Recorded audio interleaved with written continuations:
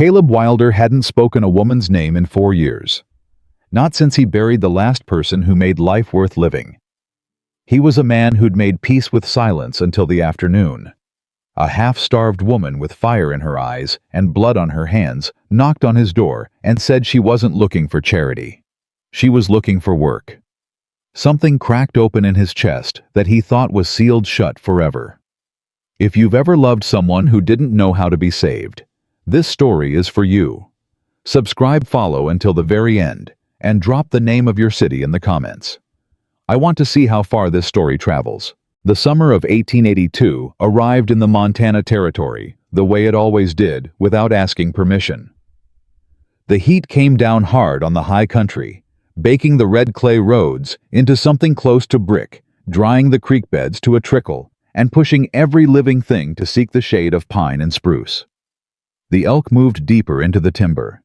The black bears stopped their wandering. Even the hawks seemed to circle slower, conserving whatever energy the brutal sun hadn't already stolen. Caleb Wilder didn't mind the heat. He'd been living at 9,000 feet for going on 6 years now, and the mountain had taught him to move slow when everything else moved fast, and to move fast when everything else had already given up. He was 38 years old and looked every single one of those years in the hands. Rough cut scarred across the knuckles, permanently stained with saddle leather and pine resin. His face was wind-burned to the color of old mahogany. His dark brown eyes carried the particular flatness of a man who had seen enough of life to stop being surprised by it. I wasn't unfriendly exactly. He just didn't see much point in conversation that didn't lead somewhere useful. The folks down in Harlow Creek, the nearest town, a hard 2-hour ride down the Switchback Trail, had their own words for him. They called him Cold Caleb, the mountain ghost, the man who doesn't need anyone. He'd heard all the names. He didn't correct them, because the truth was more complicated than a nickname, and nobody in Harlow Creek had ever asked for the complicated version. That Tuesday morning, Caleb was working the north fence line, replacing 3 rotted posts that had been leaning since the spring thaw, when his horse, a dark bay gelding named Luther, threw his head up hard and blew a sharp snort through his nostrils. Caleb stopped hammering. Luther only spooked at 2 things: rattlesnakes and strangers. He straightened up from the fence post, pulled his hat down against the glare of the high sun, and scanned the road that cut through the lower meadow below his property line. There was a wagon down there, not moving. It was an old rig, a single-horse buckboard, the kind a person bought when they couldn't afford anything better, and the horse attached to it was standing with its head hung low, one back leg cocked, clearly done for the day. The left rear wheel of the wagon had come half off its axle and was tilted at an angle that made the whole vehicle look like it was in the middle of falling down and hadn't quite committed to the decision. Caleb watched for a long moment. He didn't see anyone. Then a figure appeared from the other side of the wagon, a woman crouched low, working at the wheel with a wrench that was clearly 3 sizes too small for the job. She had her sleeves rolled to the elbows. Her dark hair had come partly loose from its pins. Even from this distance, he could see the smear of axle grease across her forearm. She wasn't calling for help. She wasn't waving her arms. She was just working.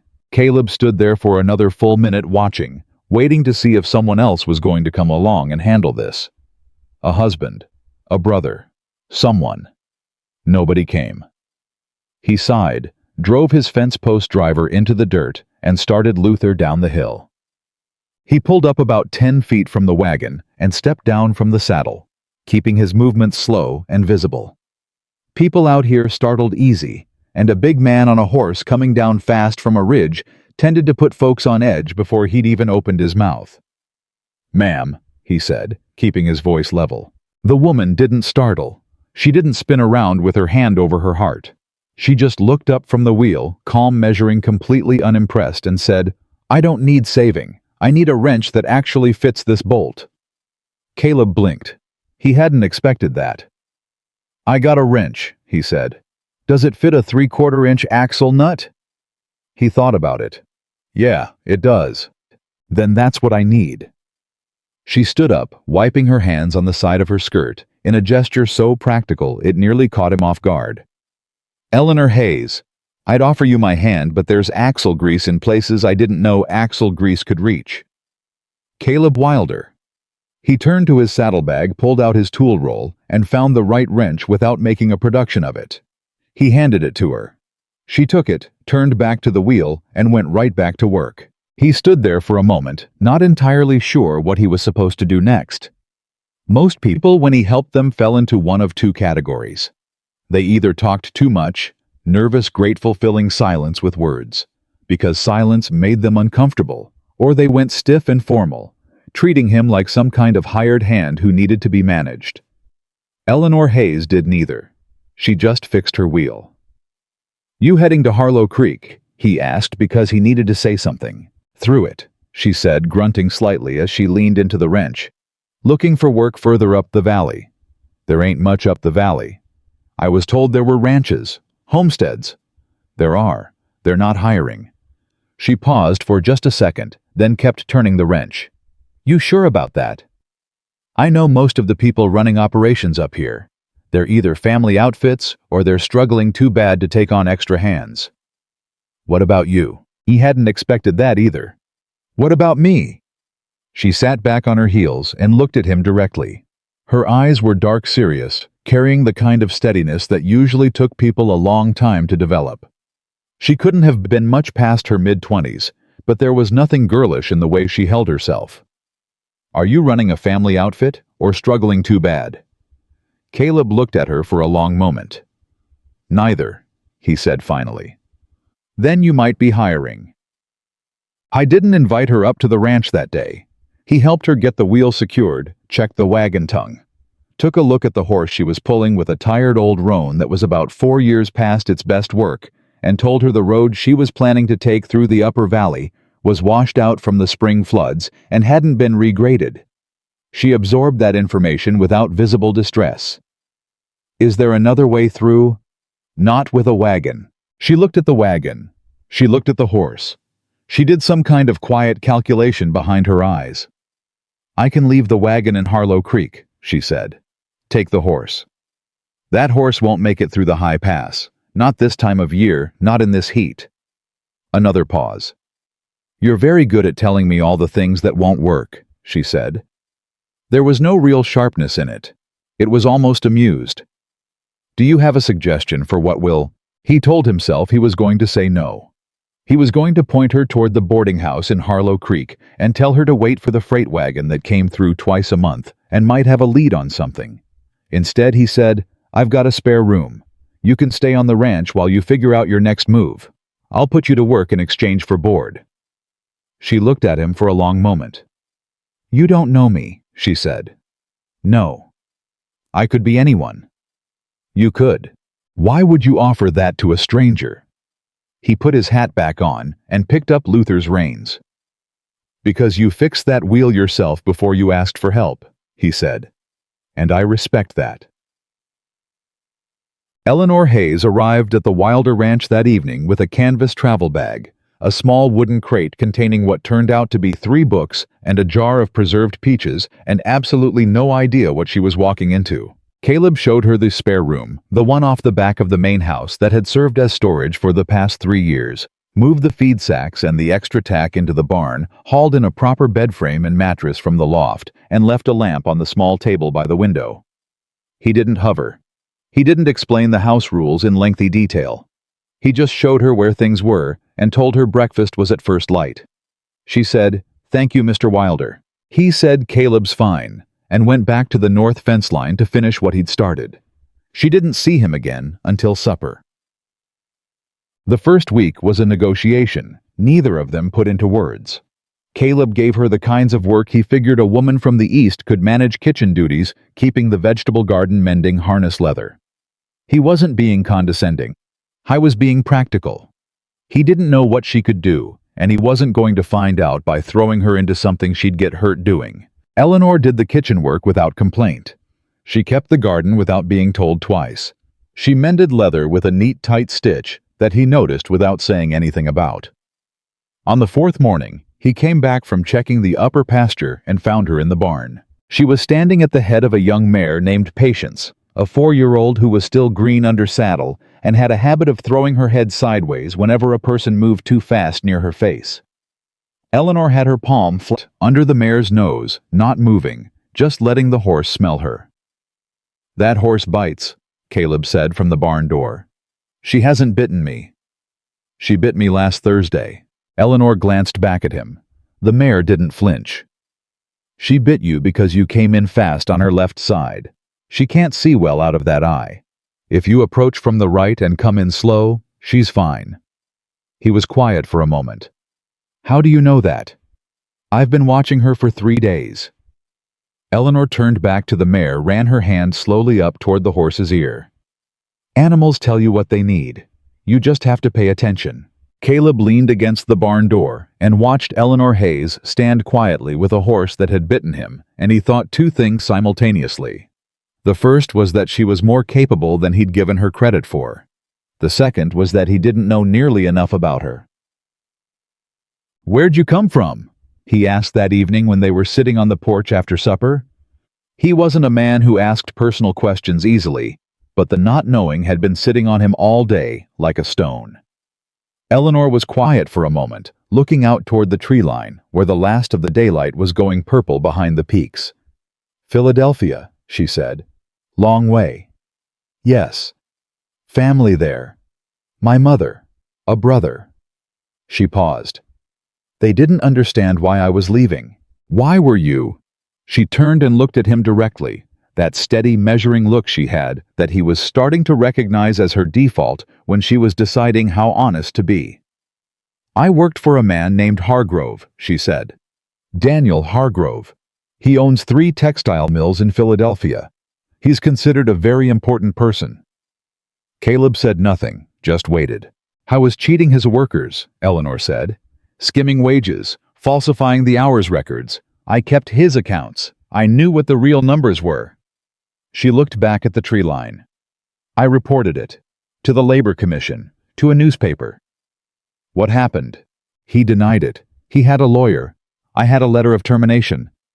Her voice was completely flat. "Then I started receiving visits from men who worked for him. Not official visits, just men. Outside my mother's house, following me when I went to market." She paused. "My mother was frightened. I didn't want her frightened, so I left." Caleb thought about that for a while. "You running from him?" he asked. "I'm running toward something else," she said. "There's a difference." He didn't push it further that night, but he filed it away. Every word of it. By the end of the second week, Eleanor was doing more than kitchen work. She'd started rising earlier than Caleb, which unsettled him because he was usually up before first light and he didn't think anyone but a fool or a farmer managed to beat that clock. He came out of the house one morning to find the chickens already fed, the milk cow already brought in from the near pasture, and a pot of coffee sitting on the stove that had been made from properly ground beans, instead of his usual habit of just running yesterday's grounds through a second time. He stood in the kitchen doorway and looked at the coffee pot. "You don't have to do all that," he said when she came in from the garden with a handful of early tomatoes. "I know," she said, setting them on the work table. "I wanted to." "I'm paying you in room and board. That's not what I hired you for." "You hired me for whatever needed doing. This needed doing." She washed her hands in the basin. "The coffee is better this way, by the way. You were burning the grounds." He opened his mouth, closed it, poured himself a cup of the coffee, and went back outside. She was right. It was considerably better. The thing nobody in Harlow Creek had ever understood about Caleb Wilder was that his silence wasn't coldness. It was grief wearing a longer coat. His wife Clara had died in the winter of 1878, a fever that came on fast and burned hotter than anything the doctor in Harlow Creek had ever seen, and was gone before Caleb had truly understood that the thing happening was permanent. They'd had 3 years together. They'd been building something. The ranch, the future, the shape of a life he'd actually wanted. When she died, he finished building it alone. Because he didn't know what else to do.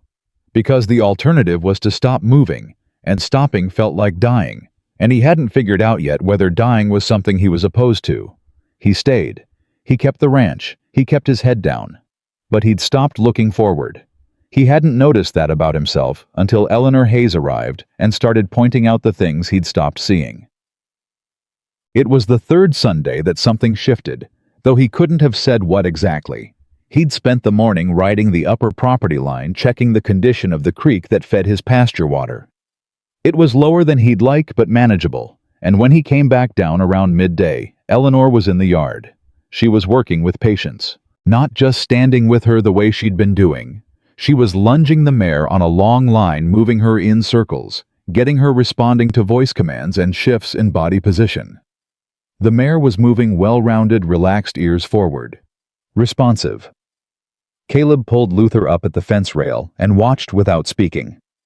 Eleanor didn't look up, but she spoke. "She's ready to saddle train properly," she said, circling the mare. "She's been wanting it for a while. She's bored. I haven't had time to work with her. You have now." She brought the mare to a halt, stroked her neck, let her blow. "I'll work with her if you show me what you want from her." Caleb stepped down from the saddle. "Where did you learn to do that?" "My father kept horses." Eleanor turned to look at him for the first time. "Before the mill work, before Philadelphia got expensive, and my father got sick, and we had to sell them." She said it without self-pity, just information. "He teach you." He tried. A small, quiet thing that wasn't quite a smile moved across her face. "I think I ended up teaching myself mostly. He wasn't a patient man." Caleb looked at the mare, who was standing quiet and easy at Eleanor's shoulder, like she'd done it all her life. "What do you want?" he said. "Long term. What is it you're actually trying to get to?" Eleanor was quiet for a moment. "A piece of land," she said. "Small. Enough to run some animals, grow a garden, be my own." She stopped, started again. "I don't want to work for someone else the rest of my life. I watched my mother do that. I watched my father do that. It hollowed them out." She looked at him steadily. "I want something that's mine. Land in Montana Territory costs money. I know that. You got money." "Some, not enough." She paused. "Not yet." He looked at her for a long time. "You plan to earn it here?" he asked. "If you'll let me stay on long enough to do it." Something moved in Caleb's chest. Not quite pain, not quite anything else he had a name for. He'd spent 6 years making his world smaller and quieter and more manageable. He'd gotten very good at it. Eleanor Hayes was making it larger just by standing in it. "All right," he said. She nodded once. No celebration, no excessive gratitude, just acknowledgement. "Show me what you want from the mare," she said. And they worked. That night, Caleb sat on the porch long after supper was finished and the lamp in Eleanor's room had gone dark. He thought about what she'd said. "I want something that's mine." He understood that the way he understood cold and altitude, and the particular quality of silence at 10,000 feet. Not because he'd been taught it, but because he'd lived it so long, it was part of his bone. He'd built this ranch with his hands and Clara's alongside him, and when she was gone he'd kept it because it was his and it was all he had. And somewhere in those 6 years of keeping it alone, he'd stopped thinking of it as a place and started thinking of it as a duty. Eleanor made him remember it was a place. He didn't know what to do with that yet, but he filed that away too. The trouble came as trouble in small mountain towns tends to do through the mouth of someone who had no business minding other people's affairs. His name was Vernon Cole, and he ran the dry goods store in Harlow Creek with the particular authority of a man who has never done anything important, but has positioned himself at the center of a great deal of information. He was thin, sharp-nosed, with small eyes that moved around a room the way flies move around a kitchen, lighting on everything, settling on nothing, carrying filth from place to place without knowing they were doing it. Caleb had ridden into Harlow Creek for supplies on the 4th Thursday of Eleanor's stay. He'd kept it brief. He wasn't a man who lingered in town. But Vernon Cole caught him at the hitching post before he could load his horse. "Caleb." Vernon fell into step beside him with the cheerful insistence of a man who has never once correctly read the signal that his company wasn't wanted. "Here you've got yourself a woman out at the ranch." Caleb kept moving. "I've got a hired hand. Woman hired hand." Vernon's voice carried that particular note, the low suggestive hum of a small man who thought he was being subtle. "Where's she from?" "East." "She got a husband." "She's a hired hand, Vernon." People are wondering, Vernon said, dropping his voice like they were sharing a confidence. You know how it is. A young woman unmarried living out on a man's ranch alone. Caleb stopped walking. He turned and looked at Vernon Cole. Vernon Cole, to his credit, had enough self-preservation instinct to stop smiling. Eleanor Hayes is a working woman who is earning wages for legitimate labor on my property, Caleb said. His voice was very quiet, very controlled. If you have a question about that, Vernon, I suggest you keep it between yourself and the wall of that store. Vernon blinked. I'm just saying what people are. I heard you. Caleb picked up Luther's reins. And I didn't ask what people were saying. I never do. He rode out without looking back. But on the way home, something else settled into him. Something tight and uncomfortable and entirely new. The feeling that Eleanor Hayes was going to need protecting from things that had nothing to do with Daniel Hargrove and his men in Philadelphia. Small towns found their own ways to make life hard for women who didn't fit the expected shape. I knew that. He'd just never had a reason to care about it before. He didn't tell Eleanor about Vernon Cole. Not that day. He came home, unloaded the supplies, found Eleanor in the garden, stringing up the bean plants, and told her supper would be beans and salt pork, and she was welcome to add whatever she wanted from the garden. She said, "There's a squash that's ready. I'll make fritters." He said, "All right." They ate. He asked about Patience's progress. She told him the mare had taken the saddle blanket twice without fuss, and she thought they'd try the saddle proper by Friday if the weather held. He said that sounded right. They didn't talk about Vernon Cole. They didn't talk about Philadelphia. They didn't talk about whatever the people of Harlow Creek were constructing out of assumption and boredom, and the particular spite of those who'd never tried anything themselves. But that night before he turned in, Caleb stood in the doorway of the main house and looked out at the ranch, the barn, the pasture fence, the dark line of the timber at the edge of his property, and he understood with a clarity he hadn't expected that something had changed. He didn't know when it had happened. He just knew that the weight he carried everywhere, the one he'd carried for 4 years since Clara's grave, felt different. Not gone. I wasn't naive enough to imagine it was gone. Just repositioned. Shared in some way he hadn't agreed to and couldn't quite name. He went to bed. He slept better than he had in a long time.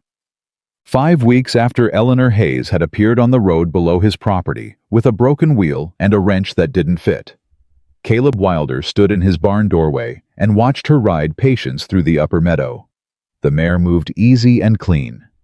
Eleanor sat her well-balanced, still hands soft through the hip, moving with the horse instead of against her. She wasn't a trained rider. She was something better than that.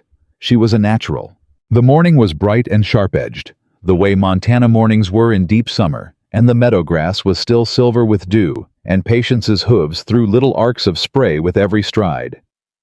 Caleb leaned against the doorframe and watched. His foreman, if he'd had one, would have told him he was supposed to be checking the water lines in the south pasture. He stayed where he was. Eleanor brought the mare around in a long, sweeping circle and pulled her up easy near the fence rail. Her cheeks were flushed.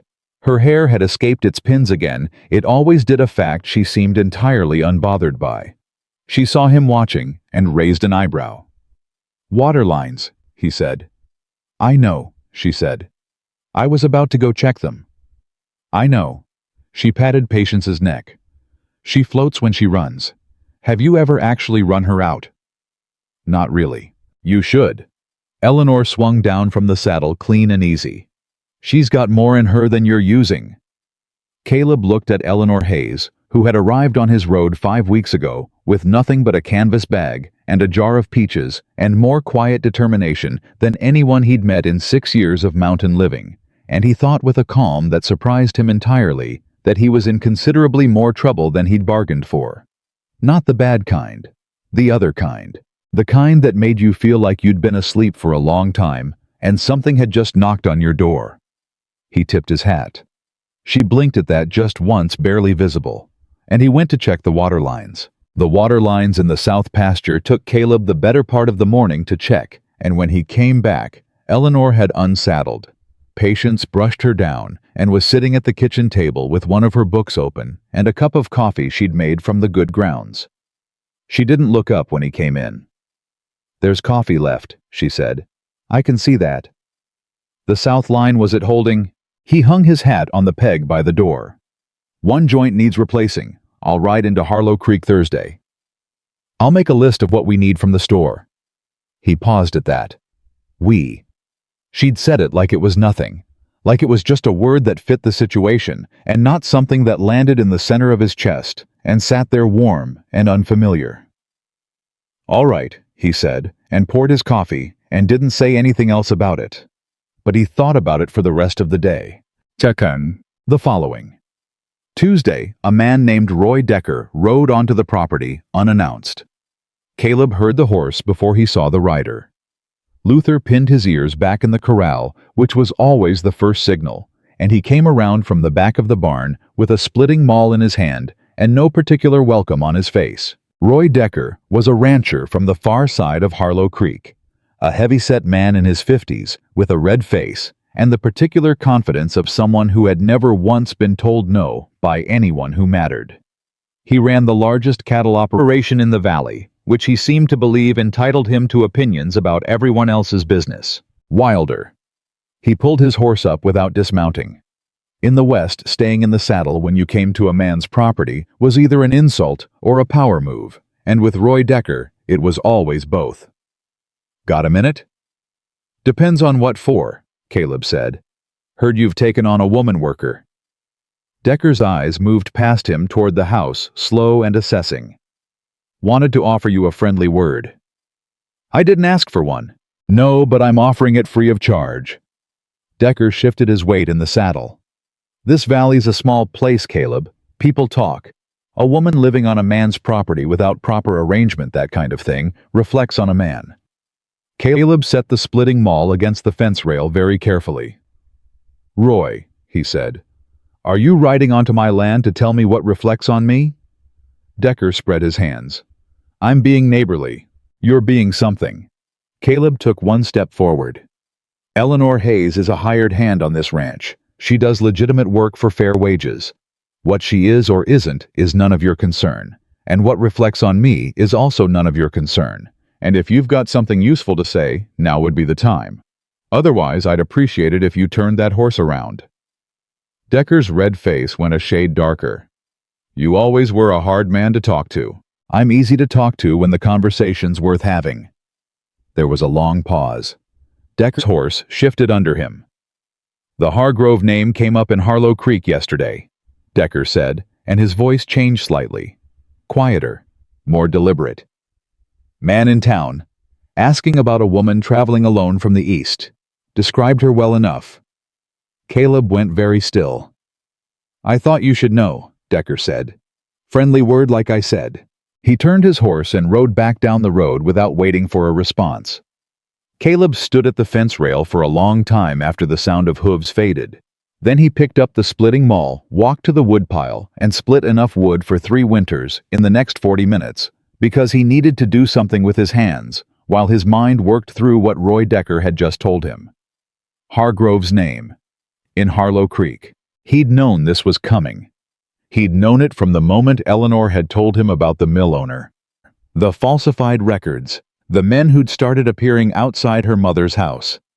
He'd known it the way a man who lives in the mountains knows a storm is coming, not because he can see it yet, but because the air changes and the animals go quiet, and something shifts in the pressure of the world around him. He just hadn't known it was coming this fast. He waited until after supper to tell her. He didn't want to do it over food. He didn't want her to stop eating on account of news that was going to require her energy to process. So he waited until she'd cleared the table and poured them both the last of the evening coffee and settled back into the chair across from him. Then he said, "Someone came by today."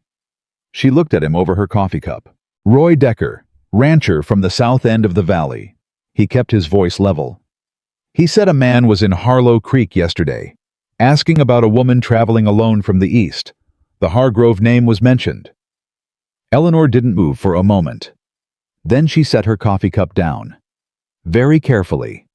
Very precisely, like she was making sure it was exactly where she wanted it before she did anything else. How specific was the description, she said. Specific enough that Decker thought it was worth writing out here. She absorbed that. How far is Harlow Creek from here? 2 hours on horseback. Less if a man pushes. She was quiet again, doing her calculations. He'd learned to recognize the look, that particular inward focus, when she was sorting through information and options at a speed that didn't show on the outside. Then I should go, she said. Where? Somewhere else. Further west. If they've traced me this far. Eleanor. He said it flat and direct, not harsh, just firm enough to stop the sentence. Where exactly were you planning to go? She looked at him. Her jaw was set. That's not your concern. You're on my property. Someone connected to a man who sends people to intimidate witnesses is asking about you in my nearest town. That makes it my concern. That's not how it works, she said. You don't owe me anything. I appreciate everything you've done, but I won't bring trouble to your door. You didn't bring it. It found its way here on its own. He leaned forward, elbows on the table. And I'm not asking you to make my decisions for me. I'm asking you to stop making yours before you've thought them through. She stared at him. Running right now would be the worst thing you could do, he said. A woman alone on the road, moving fast, heading where you don't have a plan. You don't have enough money yet. You don't have a destination. All you've got is fear driving the decision, and fear makes bad plans. You don't know that. I know what bad plans look like. I've made enough of them. She opened her mouth, closed it. He gave her a moment. Stay, he said. Think it through properly. Figure out what they actually want, what they actually have on you legally, and what your options are. Running blind gets people hurt. She looked at him for a long time. Why do you care what happens to me? She said.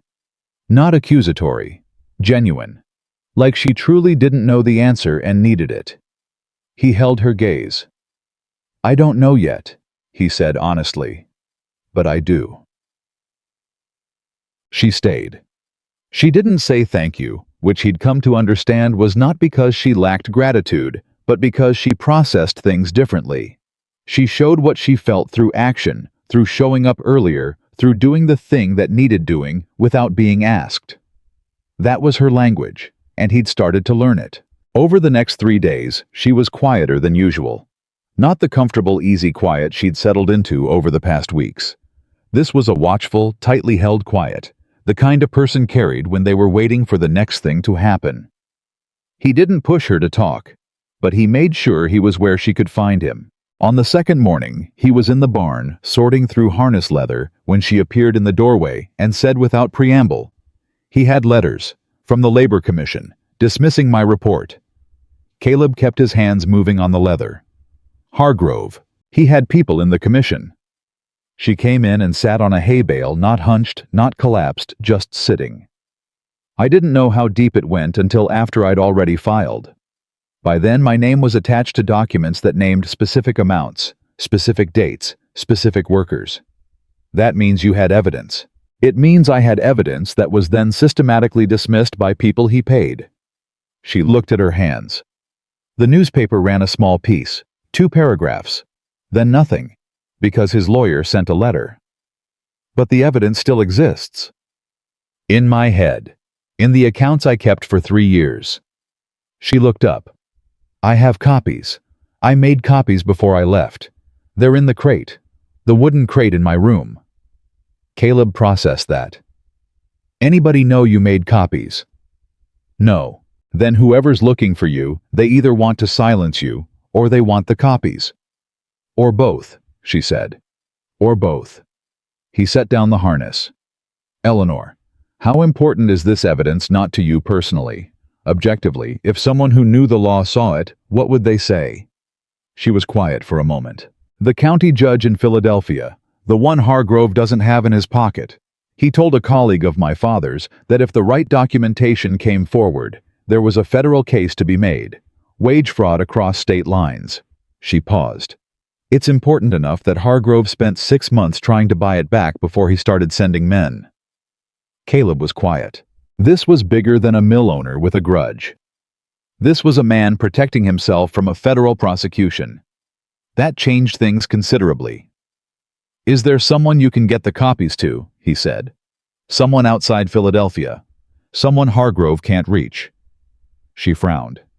What do you mean? A lawyer, a federal official, someone out of his territory. Caleb folded the harness and stood up. The safest thing that evidence can do is stop being a secret. Once it's in official hands, once it's filed somewhere, there's no reason for him to keep sending men. Eleanor stared at him. That's... She stopped. What?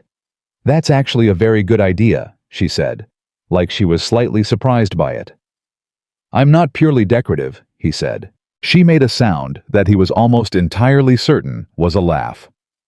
The man from Harlow Creek came 4 days later. He arrived mid-morning when Caleb was working with patients in the round pen and Eleanor was in the garden. He came alone, which told Caleb something. A man who came to intimidate usually brought company.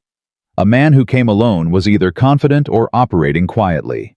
This one looked like both. How was well dressed for the territory. That was the first thing Caleb noticed. Town clothes, not trail clothes. Good boots, a coat that had cost real money. He had the kind of face that stayed deliberately neutral, which in Caleb's experience usually meant the man had practiced keeping it that way. Mr. Wilder. He pulled his horse up at the fence of the round pen. He didn't shout across the yard, which was slightly more courteous than Caleb expected. My name is Arthur Finch. I represent certain business interests in Philadelphia. I wonder if I might have a word. Caleb stopped Patience in the center of the pen. About what? He said. About a woman who may be in your employ. Eleanor Hayes. Caleb looked at him. Don't know that name, he said. Finch's neutral face didn't change. She's approximately 27 years of age, dark hair, well-spoken, came west from Pennsylvania. That could be a lot of women. Not many of them end up in the Montana territory. No, Caleb agreed.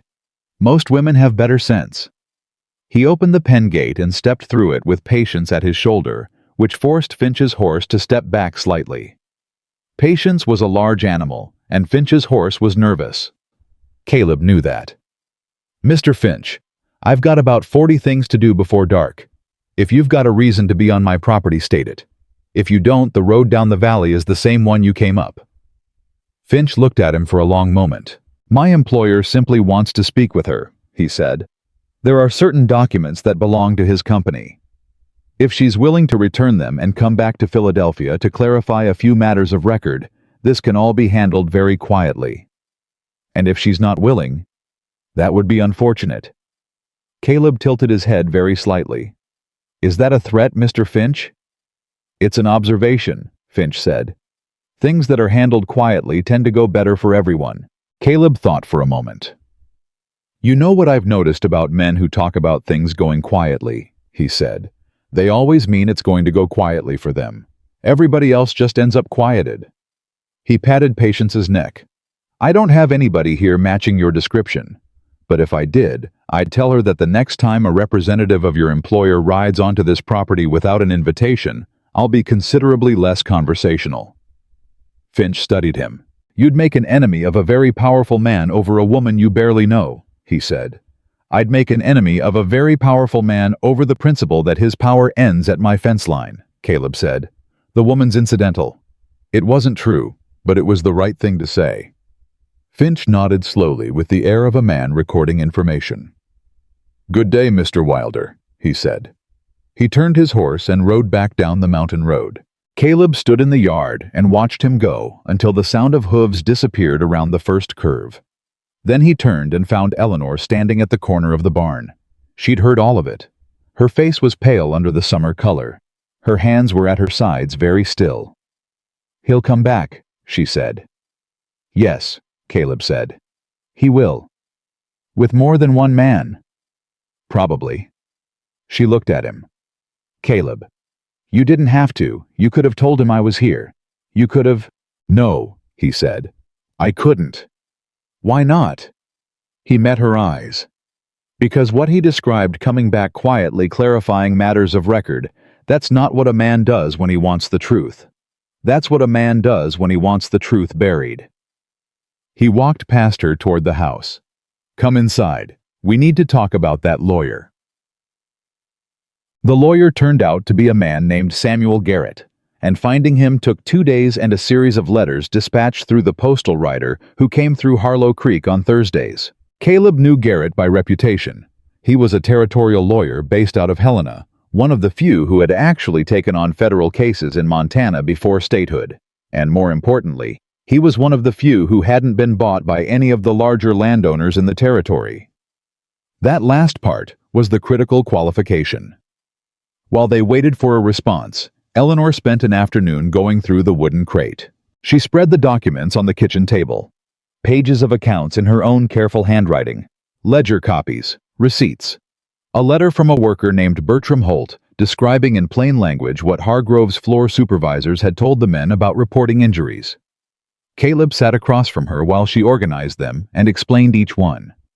He didn't pretend to understand all of it, but he understood enough. "This Bertram Holt," he said. "Where is he?" "Still in Philadelphia, as far as I know. He had a family. He couldn't leave. If this goes forward legally, he'd need to testify." "I know." She carefully straightened a stack of papers. "That's part of what frightened me, involving people who couldn't protect themselves." "But they're already unprotected. Hargrove's still running those mills." She looked up at him. "You think in straight lines," she said. "Most problems are straight lines," he said. "People make them complicated because complicated feels safer than simple." "Simple solutions require simple courage," she said. "And courage is expensive when you've got children to feed." He was quiet, acknowledging the point. "Still," he said, "the choice belongs to Holt, not to you, and not to Hargrove." She looked at the papers. "I know," she said quietly. "That's why I kept the copies, even when it was dangerous." She aligned the last page. "I kept thinking, if I don't hold on to this, who does? If I throw these away to keep myself safe, then Hargrove wins, not because he was stronger, but because I decided he was." Caleb looked at her across the kitchen table. She was talking about documents, but she wasn't only talking about documents. He thought about Clara again, about the way his wife had argued with him about building the upper pasture fence in the hard winter of '77, when he'd wanted to put it off until spring, and she'd said, "If we wait for the conditions to be right, we'll wait forever. Caleb and the cattle will be gone by spring." They'd built the fence in 6 inches of snow, and it had been miserable, and she'd been entirely right. He hadn't thought about that particular argument in years. "Samuel Garrett will write back," he said. "When he does, we'll know what we're working with." Eleanor nodded. "Thank you," she said. And then, because she'd apparently decided to mean it fully, for all of it, not just today. He didn't know what to do with direct gratitude. He never had. "The south fence isn't going to fix itself," he said, and stood up and went back to work. The letter from Samuel Garrett arrived on a Thursday, 9 days after they'd sent the first inquiry. It was 2 pages written in a precise, unhurried hand that somehow conveyed urgency anyway. Garrett had heard of the Hargrove Mills. He had heard of the Labor Commission inquiry that had been quietly dismissed. He had, it turned out, a colleague in the federal attorney's office in Helena who had been waiting for exactly this kind of documentation for the better part of 2 years. At the bottom of the second page, in slightly larger letters than the rest, "If what you describe exists in written form. Miss Hayes, I would ask you to come to Helena with all possible urgency. This is a matter of considerable federal interest." Eleanor read it twice.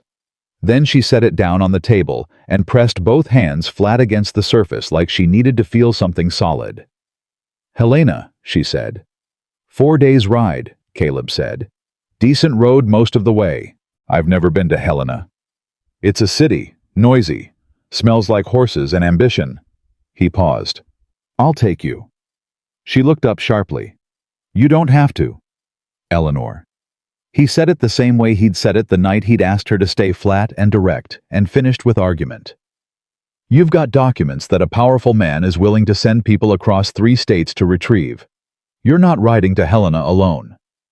She stared at him. "The ranch? We'll be here when I get back. Patience needs. I'll ask Henry Birch to look in on the animals. He owes me a favor, and he's good with horses." He folded his arms. "Are we done finding reasons?" She looked at him for a long moment. He watched something move across her face, not quite surprise, not quite relief, something in between, something that she pulled back from showing too completely because she was Eleanor Hayes, and she didn't show things she wasn't sure of yet. "Why are you doing this?" she said. Not the same question she'd asked before. That one had been about motivation. This one was about something deeper, about what it cost him maybe, or about what it meant. He thought about Clara, about the fence they'd built in the snow, about the way she'd said, "If we wait for the conditions to be right, we'll wait forever." Because the evidence shouldn't disappear, he said, and neither should you. They left on Monday. Eleanor packed the documents into a leather satchel Caleb oiled and reinforced with an extra buckle on the back strap. She wore riding clothes, practical plain, borrowed from the single spare set of women's clothing that had been in the ranch house since Clara, which fit Eleanor in the shoulders and needed taking in at the waist, which she did herself with a few quiet hours and a needle and thread the night before they left. Caleb didn't say anything about whose clothes they'd been. He thought she guessed. She didn't ask. They rode out before first light, Luther and Patience moving together down the mountain road in the blue-gray hour before the sun cleared the peaks. The air was cold at that elevation in the early morning, even in summer, and Eleanor's breath made small clouds as they descended toward the lower valley. She rode well. She always had, but over 6 weeks on the mountain, her seat had settled into something genuinely confident.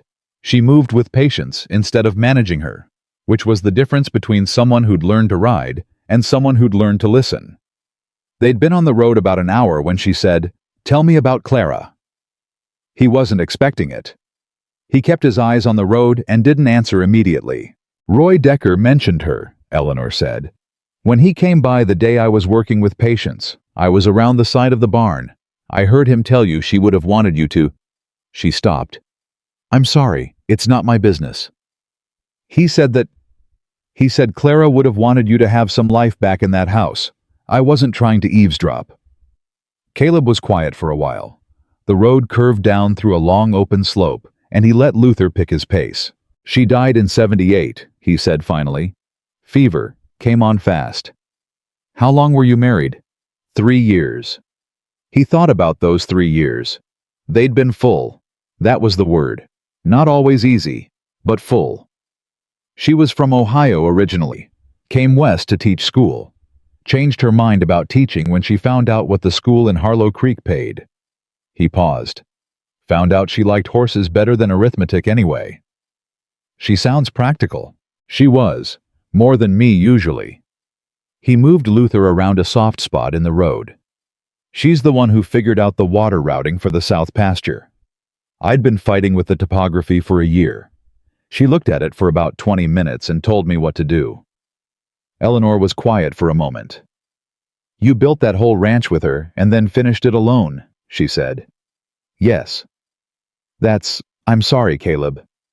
He nodded once. "She'd have liked you," he said.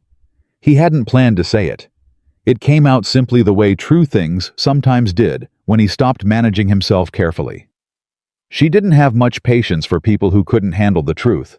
You're the same way. Eleanor didn't say anything for a moment. Then she said, "That might be the kindest thing anyone has ever said to me." He looked at her. She was looking at the road ahead, her profile steady against the morning light.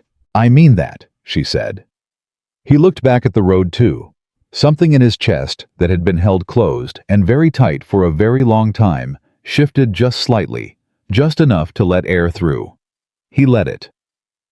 They made camp the first night at the edge of a wide creek crossing under a stand of cottonwood where the ground was flat and the horses could drink. Caleb built the fire while Eleanor saw to the horses, and when they'd eaten the cold provisions she'd packed and the coffee was done and the fire had burned down to coals, they sat on either side of it in the particular silence of two people who had run out of practical things to say and hadn't yet decided what to say instead. "Can I ask you something?" Eleanor said. "You can ask." "When you told Finch that the woman was incidental, that you'd protect the principal regardless of her." She looked at the coals. "Did you mean that?" He thought about how to answer. "No, he said. "I didn't." She looked up. "But it was the right thing to say to him," Caleb said. Because what Finch was actually doing was looking for a weakness. He wanted to find out if you mattered to me so he could use you. He met her eyes across the fire. If I'd told him the truth, he'd have had something to work with. Eleanor held his gaze. "What is the truth?" she said. The fire crackled low between them. Luther shifted in the darkness behind her. Somewhere far up the slope, an owl called once and went quiet. Caleb Wilder, who had spent 6 years building a life specifically designed not to need anyone in it, looked across a campfire at Eleanor Hayes and thought about straight lines and complicated problems and fences built in the snow. "You know what it is," he said. She was quiet for a long moment. "I'm not easy," she said. "I'm not looking for someone to rescue me. I've got a hard road still ahead of me, and I don't know how it ends." "I'm not easy either," he said. "I don't talk enough. I go quiet when I should say things. I've spent 4 years making myself a smaller life than I should have." "That's a fair accounting," she said. "I'm a fair man," he said. The corner of her mouth moved. She looked back at the coals. He looked at the coals too. Neither of them said anything else about it that night. But in the morning when she handed him his coffee, before the sun was fully up, her fingers brushed his on the tin cup, and she didn't pull away immediately, and he didn't either. And that was enough. For now, that was enough. They reached Helena on the afternoon of the 4th day. Samuel Garrett's office was on the 2nd floor of a narrow building on Last Chance Gulch, the main thoroughfare that ran through the heart of the territorial capital. The stairs creaked under Caleb's boots. Eleanor carried the leather satchel herself, both hands on the strap, and she didn't let go of it the entire time they climbed. Garrett turned out to be a small man in his late 50s, with sharp gray eyes and the particular posture of someone who had spent decades leaning over desks and had made peace with what that did to a spine. He shook Eleanor's hand first, which Caleb noticed and approved of, and then shook Caleb's, and then he sat them both down across from his desk and said without preamble, "Let me see what you have." Eleanor opened the satchel. Garrett read in silence for 11 minutes. Caleb counted. He had nothing else to do with his attention, except watch the lawyer's face, which gave almost nothing away, except for a single moment about halfway through the stack, when his jaw tightened slightly and he turned a page back to read something a second time. That was when Caleb understood they had something real. "Miss Hayes," Garrett said, finally setting the last page down with the same careful precision Eleanor used when she was about to say something important. "Where did you obtain these figures?" "I kept the accounts for the Hargrove Mills for 3 years, she said. "These are copies of the official ledgers, which I made over a period of 6 months before I left Philadelphia. The originals. Still in Hargrove's possession. Or destroyed by now, more likely." Garrett looked at her steadily. "If they're destroyed, these copies become the primary record." "I know. That makes you the primary witness." "I know that too." He looked at her for a moment longer. "You understand what that means," he said. It wasn't a question. "It means I'll need to testify," she said. "In federal court if it goes that far. In front of people Hargrove has paid and people he hasn't. With my name on every document."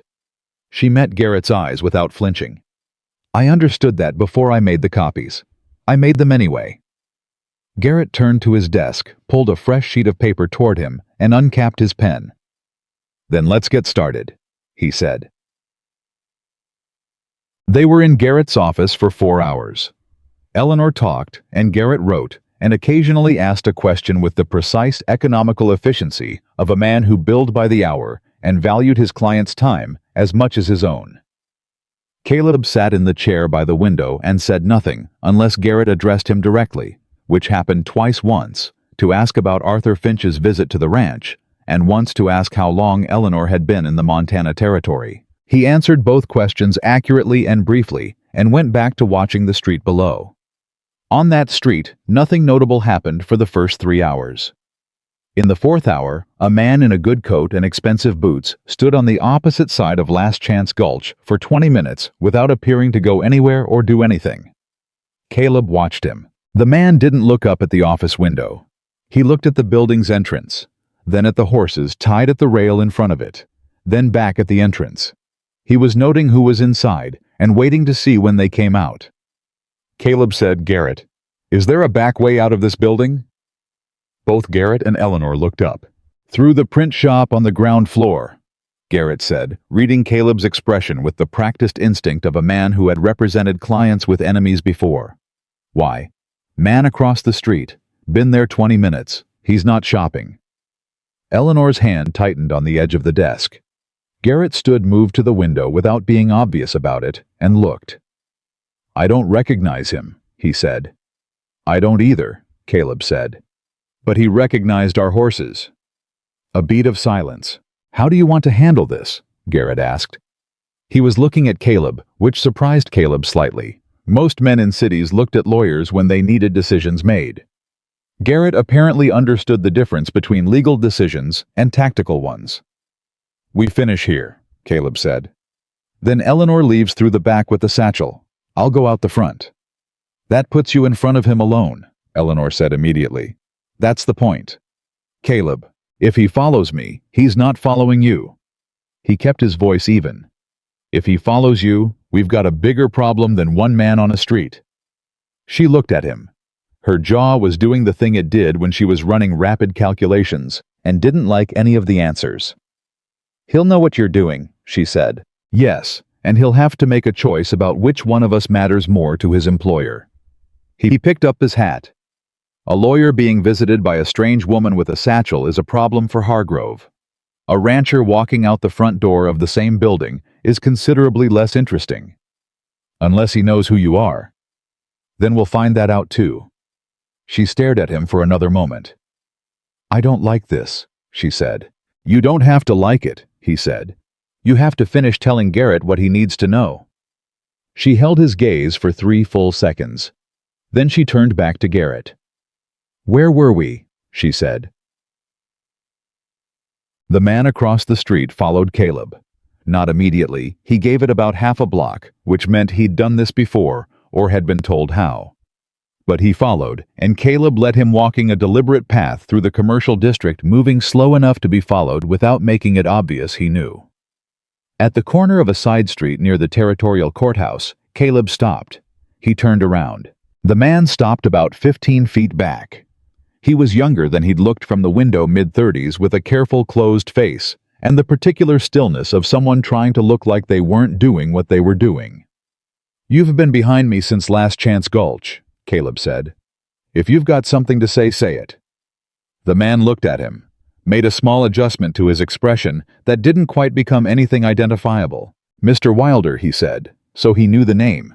"My employer would like to speak with you. Your employer can write me a letter. He prefers a meeting. I don't hold meetings with people who send other people to have the meeting for them." Caleb tilted his head. "What's your name?" A pause. "Collins."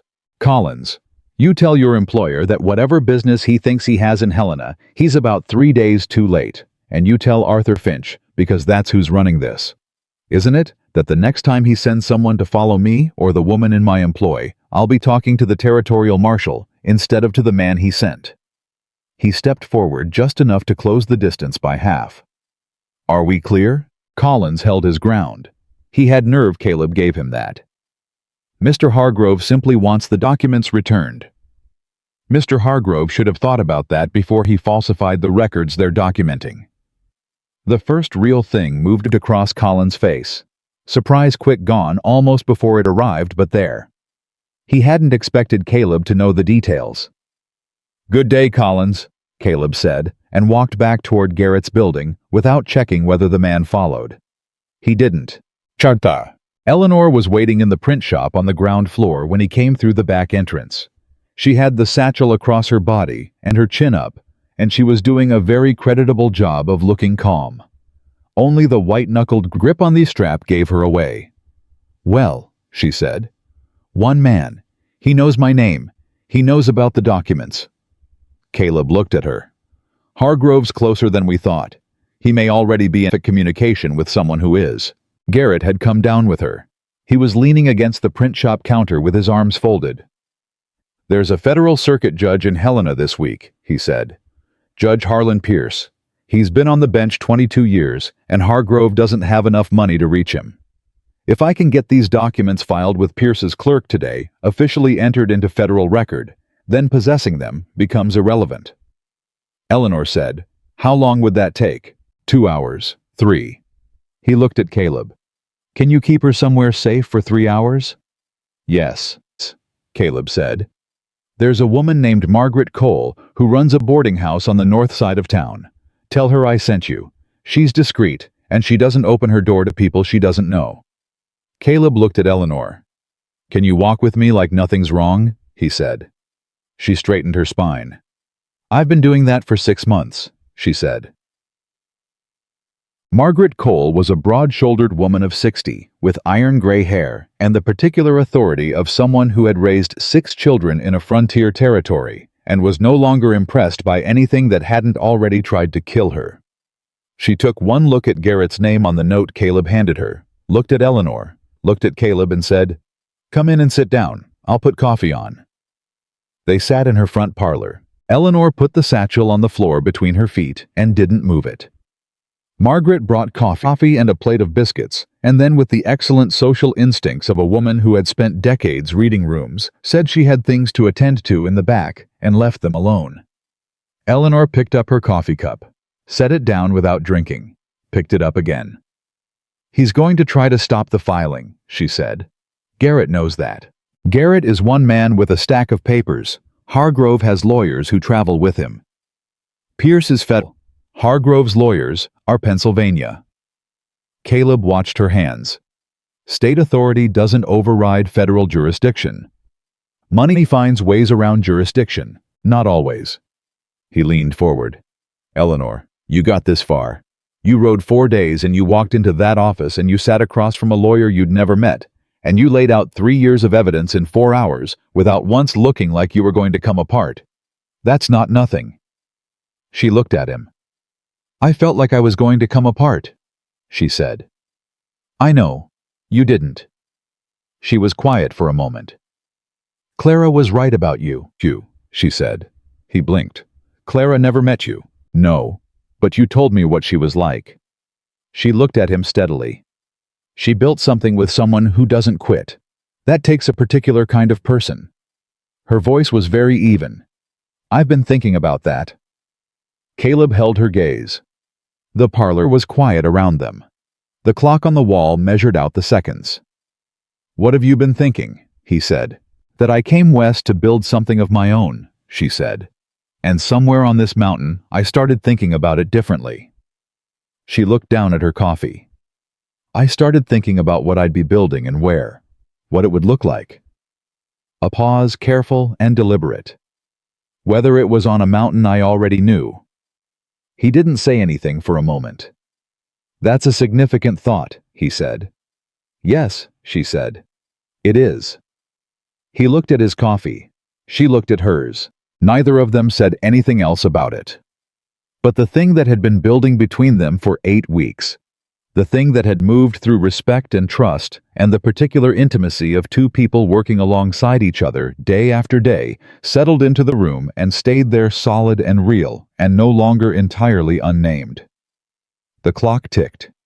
He reached across the small table between them and put his hand over hers. She turned her hand over and held his. They sat like that until Margaret Cole came back with more coffee and pretended very professionally that she hadn't seen a thing. Garrett arrived at Margaret Cole's boarding house 2 hours and 40 minutes later. He came in without knocking.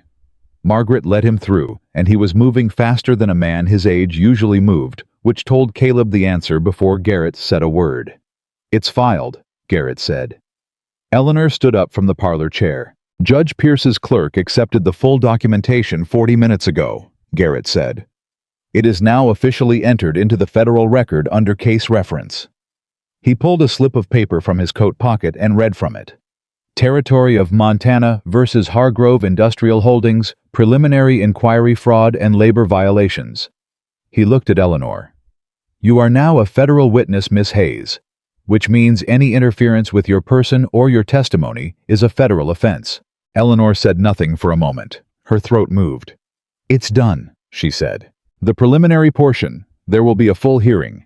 Your testimony will be required in person, likely in Philadelphia, before a federal panel, possibly as soon as 3 months from now."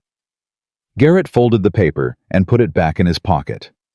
"But the immediate threat, the rationale for Hargrove's men to pursue you, has been significantly reduced. There is nothing to retrieve. The evidence is no longer in your hands." "He won't stop," she said. "Not immediately. No. But his lawyers will counsel against aggressive action now that there's a federal record. It creates liability." Garrett looked at Caleb. "The man you confronted on the street, Collins. He left Helena on the 3 o'clock stage heading east." Caleb absorbed that. "Reporting back," he said. "Almost certainly." Eleanor put both hands flat on the back of the chair she'd been sitting in. She was doing the same thing she'd done in Garrett's office that morning, pressing her palms to something solid while she processed. Then she straightened. "What do I need to do next?" she said. And just like that, the fear was back in the box, and the practical woman was running the operation again. Caleb watched it happen and felt something move in his chest that he'd stopped trying to name because he already knew what it was. They stayed the night in Helena Eleanor at Margaret Cole's Caleb at a hotel 2 streets over and started the return ride the following morning. The road back felt different. It was the same road, same dust, same gradient, same dry summer heat. But something in the air between them had changed the way air changes after a storm breaks. Not gone quiet exactly, just differently charged. Lighter in some places, heavier in others. They didn't talk much in the first few hours. The work of riding in mountain terrain required attention, and they'd both learned each other's silences well enough to know which kind each one was. Around midday, where the road curved west and the mountains opened up ahead of them in a long blue wall, Eleanor said, "What happens when we get back?" "We check on the horses, see what Henry Birch managed to destroy in our absence." "I'm serious. I know." He kept his eyes on the road. "What do you want to happen?" She thought about that. "I want to finish what we started," she said. "With patience, the training." She paused. "I want to know if that squash survived a week without me watching it. It survived 2 years without you watching it. That's because nobody was watching it properly." She glanced at him sidelong. "I want to stay, if that's still something you're offering." Caleb looked at the road ahead. The mountains were sharp and clean against the summer sky, the kind of view that had once made him feel the particular loneliness of having it and no one to share it with. It didn't feel that way now. "It's still something I'm offering," he said. She nodded once the way she did when she'd confirmed something she'd already mostly known. They rode on. 2 miles further down the road, she said, "Caleb. That thing you said in Margaret Cole's parlor, with your hand." He waited. "I meant what I said before that," she said carefully. "About the mountain I already know." He looked at her. She was looking at the road, but there was color in her face that had nothing to do with the sun.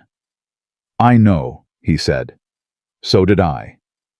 She nodded again, looked back at the road. They didn't say anything else for another hour, but the distance between them as they rode had closed, not physically, but in every way that actually counted, and neither of them moved to widen it again. They were half a day's ride from the ranch when the second riders appeared. 3 of them.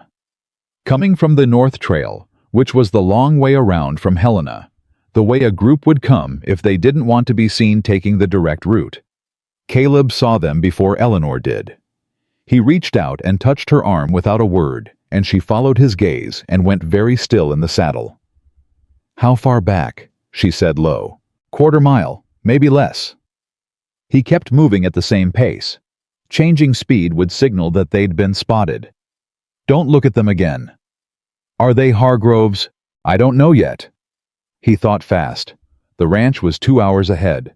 The north trail the men had come from intersected the main road about 3 miles further on. If they were going to move, it needed to happen before that intersection, while there was still space between. "There's a logging cutoff about a mile ahead on the right. It runs through the Birch property and comes out on my south fence line." "Will they know about it?" "Depends who they are." He kept his voice steady. "When I say go, you take Patience down that cutoff at a run, and you don't stop until you're at the south gate. Can she handle that distance at speed?" Eleanor's jaw was set. "She can," she said. "You'll be there before me. Henry Birch's house is inside my south fence. You go straight there." "What about you?" "I'll be right behind you." She looked at him. "Caleb." "Eleanor." He met her eyes for just a moment. "Trust me." A beat. "All right," she said. He counted the distance in his head, watched the cutoff approach on the right side of the road, felt the rhythm of Luther's stride beneath him steady and reliable. The cutoff appeared. "Go," he said. Eleanor put her heels to Patience, and the mare launched. Caleb wheeled Luther hard across the road, putting the big gelding directly in the path of the 3 riders behind them, and waited. The 3 men pulled up 20 yards back. Up close, they weren't what he'd expected. They were rough-dressed trail clothes, worn boots, the kind of men who worked for money and didn't ask about the work. Not Hargrove's city lawyers. Not Collins and his expensive coat. These were hired men of a different order, and that was worse because hired men of this order answered to whoever was paying them fastest. The one in front was heavy-set with a dark beard and flat assessing eyes that moved from Caleb to the dust cloud. Patience had kicked up on the cutoff road and back to Caleb. "Where's the woman?" he said. "Gone," Caleb said. "We can see that." The man's hand rested on his thigh close to his hip. "We don't have business with you, mister. Step aside." "You're on my road," Caleb said. "This is my valley. Everything from that ridge to that creek is my property or my neighbor's property, and neither of us invited you onto it. Hargrove's business supersedes property rights." "That's an interesting legal theory." Caleb kept his hands loose and visible Luther standing square and calm beneath him. "It's also wrong. You'd know that if you'd talked to a lawyer before you rode up here, which I'm guessing you didn't." The bearded man's eyes narrowed. "The documents she's carrying are stolen property," the man said. "We're here to retrieve them." "The documents she was carrying have been filed with the federal court in Helena as of yesterday afternoon," Caleb said. "They're federal evidence now. Touching her, touching me, or riding any further up this road constitutes interference with a federal proceeding. That's a federal crime, not a territorial crime, a federal crime." Silence. The 3 men looked at each other. The bearded man looked back at Caleb. "You're bluffing," he said. "I'm not," Caleb said. "Lawyer named Samuel Garrett. Federal docket reference is written on a slip of paper in my coat pocket. You want to read it, you're welcome to come look." Another silence. "Even if that's true," the bearded man said slowly, "we still have a job." "Then you've got a decision to make," Caleb said. "You can ride through me and take your chances, or you can ride back down this valley. Tell whoever sent you that the job's done, that the woman is out here in the mountains somewhere and you lost her, and collect whatever you're owed for the attempt." He looked at the man steadily. "The first option gets you a federal warrant. The second option gets you paid." The bearded man stared at him for a long moment. "You're mighty calm for a man sitting alone on a road," he said. "I live on a mountain," Caleb said. "I've been alone on roads before." The man held his gaze for 5 more seconds. Then he looked at the 2 riders behind him. Something passed between them that didn't need words. He turned his horse. The other 2 followed. Caleb sat on Luther and watched them ride back down the valley until they were small and then gone around a curve in the road. His hands were entirely steady. His heart was hammering so hard he could feel it in his back teeth. He let out a slow breath, turned Luther toward the cutoff, and rode. Eleanor was at the south gate. She hadn't gone to Henry Birch's house. She was sitting on Patience at the gate with the gate open and her eyes on the cutoff road. And when Caleb rode through, she looked at him with an expression he'd never seen on her face before. Something raw and unguarded that she didn't have time to pull back into order before he saw it. "You're all right," she said. Not a question, just confirmation. Like she needed to say it out loud. "I'm all right." He pulled Luther up beside Patience. "They're gone." All 3. All 3. She looked at him. The raw thing on her face didn't go away. "You sat on that road by yourself and faced down 3 men," she said. "They made a reasonable decision." "Caleb." Her voice cracked on the second syllable just slightly, barely, just enough. "Don't do that. Don't make it smaller than it was." He looked at her. "It was three men making a business calculation," he said. "I gave them a reason to calculate differently. It was three men with guns, and you put yourself between them and me." She held his gaze, and there was nothing performative in what was on her face. No theater, no manipulation, nothing calculated. Just Eleanor Hayes looking at him the way she looked at things she'd decided were worth keeping. "I've been taking care of myself for a long time. I know what it looks like when someone steps in front of something for you." He was quiet for a moment. "I know," he said. "I also know you'd have done the same." She stared at him. Then something gave way in her just slightly. Something that had been held tightly for a long time. "Yes," she said. "I would have." She reached out and put her hand on his arm. Not the careful glancing contact of the tin cup that morning by the campfire, but deliberate, her fingers wrapping around his forearm and holding there.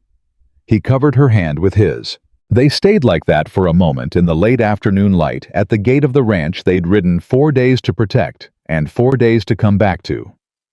"Let's go home," she said. He had not heard anyone call it that in 4 years. The word landed in him somewhere deep and permanent. "Yeah," he said. "Let's go home."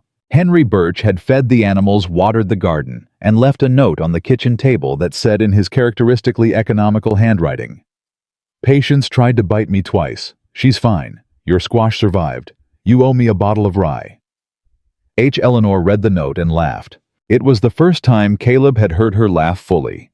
Not the small, contained sound she made when something amused her, but a real laugh, loose and unguarded, the kind that came out when a person's defenses were down far enough to let it through. It lasted only a moment, but it changed the whole character of the kitchen. He stored that sound away, the same way he stored everything about her carefully, without making a production of it. "I'll get Birch his rye," Caleb said. "I'll write him a letter," Eleanor said. "He deserves more than rye." "He'd rather have the rye." "Then he'll get both." She was already moving, pulling her coat off, checking the stove, slipping back into the rhythm of the ranch, the way water finds the shape of a riverbed, naturally without effort, like she'd never left. "The squash needs harvesting tomorrow, the beans too from the look of them." "Tomorrow," he agreed. They moved around each other in the kitchen and made supper from what was on hand, salt pork, dried beans she'd set to soak before they left the last of the cornbread flour. And it was easy in a way that domestic things had not been easy in that kitchen for a long time. He noticed it. He didn't say anything about it, but he noticed. After supper, she wrote letters. 3 of them, one to Samuel Garrett, confirming their safe return, one to a woman named Mrs. Adler in Philadelphia, who turned out to be the wife of Bertram Holt, the mill worker, whose statement was in the documents, and one that she folded twice and sealed and set aside without explanation. "Who's the third one?" he asked. She looked at it for a moment. "My mother," she said. He didn't ask what it said. He figured she'd tell him if she wanted him to know. She picked it up, looked at it another moment, and then said, "I told her I found somewhere worth staying." She said it to the letter, not to him, but she said it loud enough for him to hear. The first week back settled into something Caleb hadn't experienced in so long. He'd nearly forgotten the feeling. A life that had weight to it. Not the grinding, solitary weight of a man managing everything alone, but the different kind, the kind that came from days that mattered because someone else was in them. Eleanor harvested the squash and the beans and put up 3 quarts of preserves from the late summer berries that had come in on the south slope while they were gone. She finished Patience's saddle training and started working with a young gelding of Caleb's named Copper, who had a running walk as smooth as still water, and the stubborn independence of an animal who had not yet been convinced that cooperation was in his interest. Caleb watched her work with Copper, the way he'd watched her with Patience, from a careful distance, saying nothing, noticing everything. She talked to the horse while she worked. Not baby talk, not commands. Conversation. Low and steady, explaining what she was doing and why, like the horse, was a student who needed the reasoning explained before he could commit to the lesson. It worked. Which said something about Eleanor Hayes that Caleb already knew, but kept being confirmed in new ways. On the 5th day back, Roy Decker rode in again. This time he dismounted. That was already different. He came to the porch where Caleb was repairing a section of leather harness, held his hat in his hands. Another difference, and said, "Caleb, I owe you an apology." Caleb set the harness down. "For what specifically?" he said, because with Roy Decker, it was better to make a man be precise. "For what I said, before you left, about what was proper." Decker turned the hat in his hands. "Vernon Cole's been running his mouth all over the valley. I may have repeated some of what he said without thinking it through." He paused. "My wife set me straight. Your wife is a smart woman, smarter than me. We've established this." Decker looked at the hat. "I heard what happened in Helena. Garrett wrote to Judge Calloway here in the territory, and Calloway told some people and well, news travels." He looked up. "She did a brave thing." "Yes," Caleb said. "She did. I'd like to say that to her directly, if she'll hear it." Caleb considered him for a moment. "I'll ask," he said. Eleanor heard it. She came out onto the porch, listened to Roy Decker deliver his apology with considerably more grace than Caleb had expected from him. And then she said, "Thank you, Mr. Decker. I appreciate you saying so." Then she offered him coffee, which he accepted with visible relief, and the three of them sat on the porch and talked about the water levels in the Valley Creek, and the likelihood of a hard winter, and the price of beef in the Helena market, which were the things people talked about when they wanted to establish that they were on the same side of something without saying so directly. When Decker left, he shook Caleb's hand and tipped his hat to Eleanor. She watched him ride down the road. "He means it," she said. "Decker usually does," Caleb said. "He just takes time to get there." "How long does Vernon Cole take?" "Longer." He picked up the harness. "Don't worry about Vernon Cole." "I'm not worried," she said. "I'm patient." She went back inside. He sat with the harness and thought that Eleanor Hayes had more patience than almost anyone he'd ever met. Real patience, the kind that didn't just wait, but kept moving forward while it waited, and that this was one of the things about her that had gotten under his skin so thoroughly, he wasn't sure anymore where the property line was between her and the life he'd been living. He wasn't sure he wanted to find it. The letter from Samuel Garrett arrived 12 days after they'd returned from Helena. Caleb was in the barn when Eleanor brought it out. She'd been watching for the postal rider since morning, which she hadn't said, but he'd noticed, and she didn't open it immediately, which told him something about what she was afraid it might say. "Open it," he said. She did. She read it standing in the barn doorway, and he watched her face the way he'd watched Garrett's face in the Helena office, looking for the moment when something real got through the surface. It came faster this time.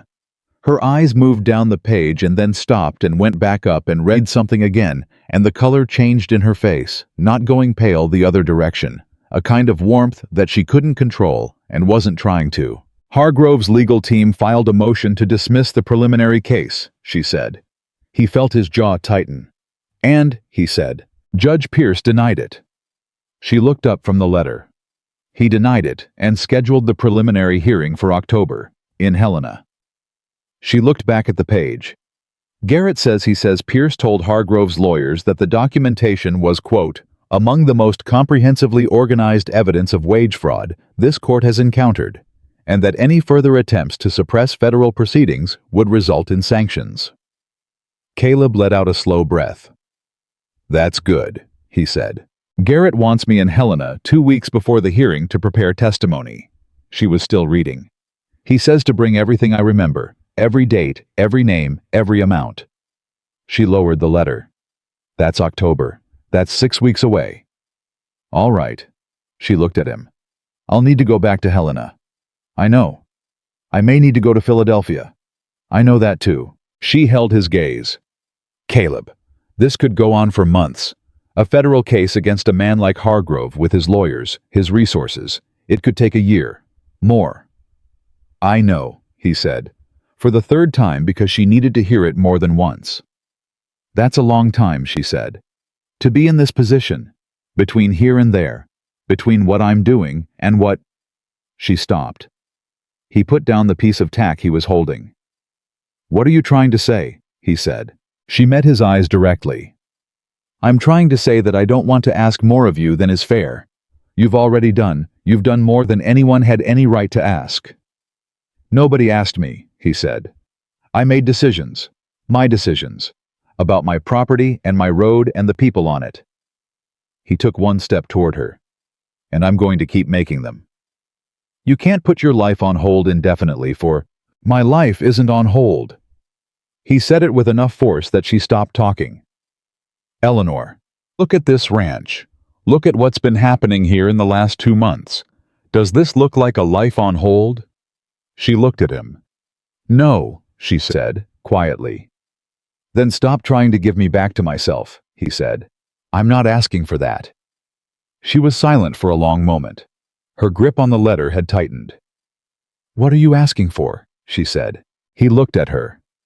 At the woman who had arrived on his road with a broken wheel and a refusal to ask for rescue, who had learned this ranch and these horses and this mountain with a patience and a capability that still quietly astonished him, who had ridden 4 days through hostile territory with federal evidence in her satchel and faced down hired men without flinching, who called this place home, now without thinking about it, who had changed the weight of every room she walked into without knowing she was doing it. I'm asking you to let this be a place worth coming back to, he said.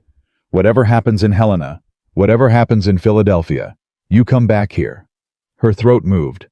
That's what you want, she said. That's what I want. She looked at the letter in her hands. Then she folded it and put it in her pocket. All right, she said, just those 2 words. But Eleanor Hayes didn't say things she didn't mean, and she didn't make promises she didn't intend to keep. He knew that by now, the way he knew the mountain, not because anyone had told him, but because he'd been paying attention. All right, he said. The twist came on a Thursday, in the form of a man Caleb didn't know and hadn't expected, and it changed everything. He thought he understood about how much danger Eleanor was still in. He'd ridden into Harlow Creek for supplies the first time since they'd been back. The first time since Roy Decker had told him about Hargrove's man asking questions in the valley. He'd made it brief, purposeful in and out. How was tying Luther back in front of Cole's store when a man stepped off the boardwalk and said, Mr. Wilder, I've been hoping to speak with you. The man was well dressed, not in the way of Hargrove's hired muscle, but in the way of actual money, the kind that had been in a family long enough to stop trying to prove itself. He was in his late 40s, silver-haired, with a face that had the quiet authority of a man used to being listened to. I don't believe we've met, Caleb said. We haven't. My name is James Whitfield. I'm an associate federal prosecutor out of Washington, D.C. He produced a card and a letter of identification that bore the seal of the United States Department of Justice. I've been tracking the Hargrove matter for considerably longer than you'd imagine. Caleb looked at the identification. It was real. What do you want? He said. To talk to Eleanor Hayes, Whitfield said. Directly, not through Garrett. There are aspects of this case that have expanded significantly since the Helena filing. He paused. Mr. Wilder, Hargrove's mills in Philadelphia are not the full picture. He has operations in 4 states. The wage fraud documented in Miss Hayes's papers, it's not isolated. It's a system. His voice was completely even. She may be the most important witness the federal government has seen in a labor fraud case since the war. Caleb stood very still. How important, he said. Important enough that we've been trying to find her for 8 months, Whitfield said. Before Hargrove's people were looking for her. We were hoping to find her first. Caleb absorbed that. You were looking for her, he said slowly. The federal government. Yes. And Hargrove's men were looking for her. Yes.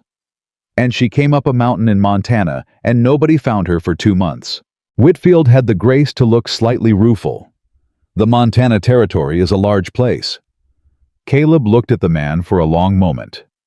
When do you need to talk to her? He said. As soon as possible. Come to the ranch tomorrow morning, Caleb said. Early. I'll have her there. He rode home faster than he'd ridden in years. Eleanor took the news with the same exterior calm she brought to everything which Caleb had learned was not the absence of reaction, but the presence of control. She sat at the kitchen table while he told her about Whitfield, about the federal prosecutor, about 4 states and a system, and she listened without interrupting, and when he finished, she was quiet for a full 30 seconds. Then she said, "How certain are you that he's legitimate?" "The identification was real. I know what federal seals look like. Hargrove's people are creative." "I know. That's why I told him to come here, to the ranch, on my ground, on my terms, where I can read him properly." He sat down across from her. "If anything about him looks wrong when he gets here, we shut the door." She nodded. 4 states, she said. That's what he said. "I only have documentation for Philadelphia." She was thinking out loud, her eyes going somewhere else. "But the wage calculation methods I documented, they're formulaic, systematic. If someone with his resources was running the same scheme across 4 states simultaneously." "Eleanor." She looked at him. "You don't have to do this," he said. "If it's gotten too big, if the risk—" "It hasn't gotten too big." She said it without hesitation. "It got bigger. That's different." She held his gaze. "You told me once that running on fear makes bad plans. Remember?" "I remember." "Then I'm not running." She stood up and moved to put the kettle on, which meant she'd made a decision and was moving toward it. "We'll hear what Whitfield has to say. We'll decide from there." He watched her. "Are you afraid?" he said. She kept her back to him for a moment. "Yes," she said. "But I stopped letting that be the deciding vote a long time ago." Whitfield arrived the next morning at first light alone, and on a horse that suggested a man who actually knew how to ride, rather than just how to look like he did. Caleb watched him dismount from the porch, noted the way he scanned the yard without being obvious about it. Force of professional habit, and decided the man was what he said he was. He brought him inside. Eleanor was at the table with coffee already made, the Garrett letter, and a notepad in front of her, and she looked at James Whitfield, the way she looked at everything she was evaluating, steady, clear-eyed, reserving judgment. Whitfield sat down. He told them what he knew. It took the better part of an hour. He laid it out methodically. Hargrove's network of mills, the shell companies, used to manage wage disbursement. The coordinated falsification scheme that had been running across Pennsylvania, Ohio, Virginia, and now expanding into the new Western territories. The estimated number of workers affected the dollar amounts involved. The dollar amounts were staggering. When he finished, Eleanor asked 4 questions. Specific, technical, the kind of questions that could only be asked by someone who had spent 3 years looking at the inside of those ledgers. Whitfield answered all 4 without hesitation. "You know what you're talking about," she said. "So do you," he said. "Which is why I'm here." She looked at the notepad. "What do you need from me?" she said. "Everything Garrett has plus testimony. In Washington before a federal panel, not just a territorial court." He looked at her directly. "I won't minimize what I'm asking. It will require travel, time. Your name will be public record." "It already is," she said. "More public," he said. "National coverage. Hargrove has allies in the press. And in the Labor Commission," she said. "And in the Pennsylvania State House." She met his eyes. "I know who I'm dealing with, Mr. Whitfield. I've known for 2 years." "Then you know he's going to fight this with everything he has." "Yes." She was quiet for a moment. "Is the case winnable?" Whitfield paused. "With your documentation and your testimony," he said. "It's the strongest case we've had. I'm not going to promise an outcome. But I'll tell you this, we wouldn't be here 8 months into tracking this thing if we didn't think it was possible." Eleanor looked at Caleb. He held her gaze. He didn't tell her what to do. He didn't nod encouragingly or shake his head in warning. He just looked at her fully without reservation, because she needed to know he was there, regardless of the direction she chose. She looked back at Whitfield. "I'll do it," she said. Whitfield left with a copy of the Garrett documentation and a scheduled date for Eleanor's preliminary meeting with the federal panel, 6 weeks out in Washington, 2 weeks after the Helena hearing. The moment his horse cleared this property, Eleanor walked out to the corral and stood with her hands on the top rail and her forehead tipped down, and Caleb let her have the space for about 90 seconds before he walked out and stood beside her. "Washington," she said. "Yeah, I've never been to Washington. It's a city, noisier than Helena, smells worse. She made the sound that was almost a laugh. They stood together at the corral rail. Copper moved around the corral perimeter, watching them with the alert intelligence he brought to everything. "I'm scared," she said. Not a confession, a statement, the way she stated things that were true. "I know. Not of Hargrove's men, of standing in front of a federal panel and saying out loud in official record with my name attached, all of it." She paused. "What if it's not enough? What if I go through all of it and the lawyers find something and it falls apart?" "Then it falls apart," he said. "And Hargrove wins this round. And you're still here. And the ranch is still here. And patience will still need working." She looked at him. "You make it sound simple," she said. "It is simple, not easy, but simple." He turned to face her. "Eleanor, you've been carrying this for 2 years alone. You're not alone now." She held his gaze for a long moment. "I know," she said. "That's the part that's hardest to trust." He understood that. He understood it the way he understood everything that lived in the territory between want and fear from the inside where it was real. "You trusted patience," he said. "A horse that bit everyone else." She blinked. "That's—" She stopped. "Same principle," he said. "Some things are worth the approach, even when the approach is slow." She stared at him. Then she turned fully toward him, and she reached up and put her hand against the side of his face. Not a gesture of comfort, not something tentative, but something deliberate, like a decision being made concrete. And she said, "I don't know what I'm doing yet. With this. With you. I need you to know that. I've spent 2 years alone, and I'm not sure I remember how to—" "Eleanor." He put his hand over hers where it rested against his face. "I've spent 4 years alone. I'm not asking for someone who's sure." She looked at him. "What are you asking for?" she said. The same question she'd asked in the barn, but different now. Closer. "Someone who's trying," he said. She was quiet. Then she stepped in, and he put both arms around her, and she leaned against him, not collapsing, not clinging, just leaning with the solid and particular weight of a person who has decided that this is where they're putting themselves right now. And he held on with the steady, unhurried certainty of a man who has been waiting without knowing it for exactly this. The corral was quiet around them. Copper had stopped moving. Even the ranch seemed to settle, like something had been decided that it had been waiting for too.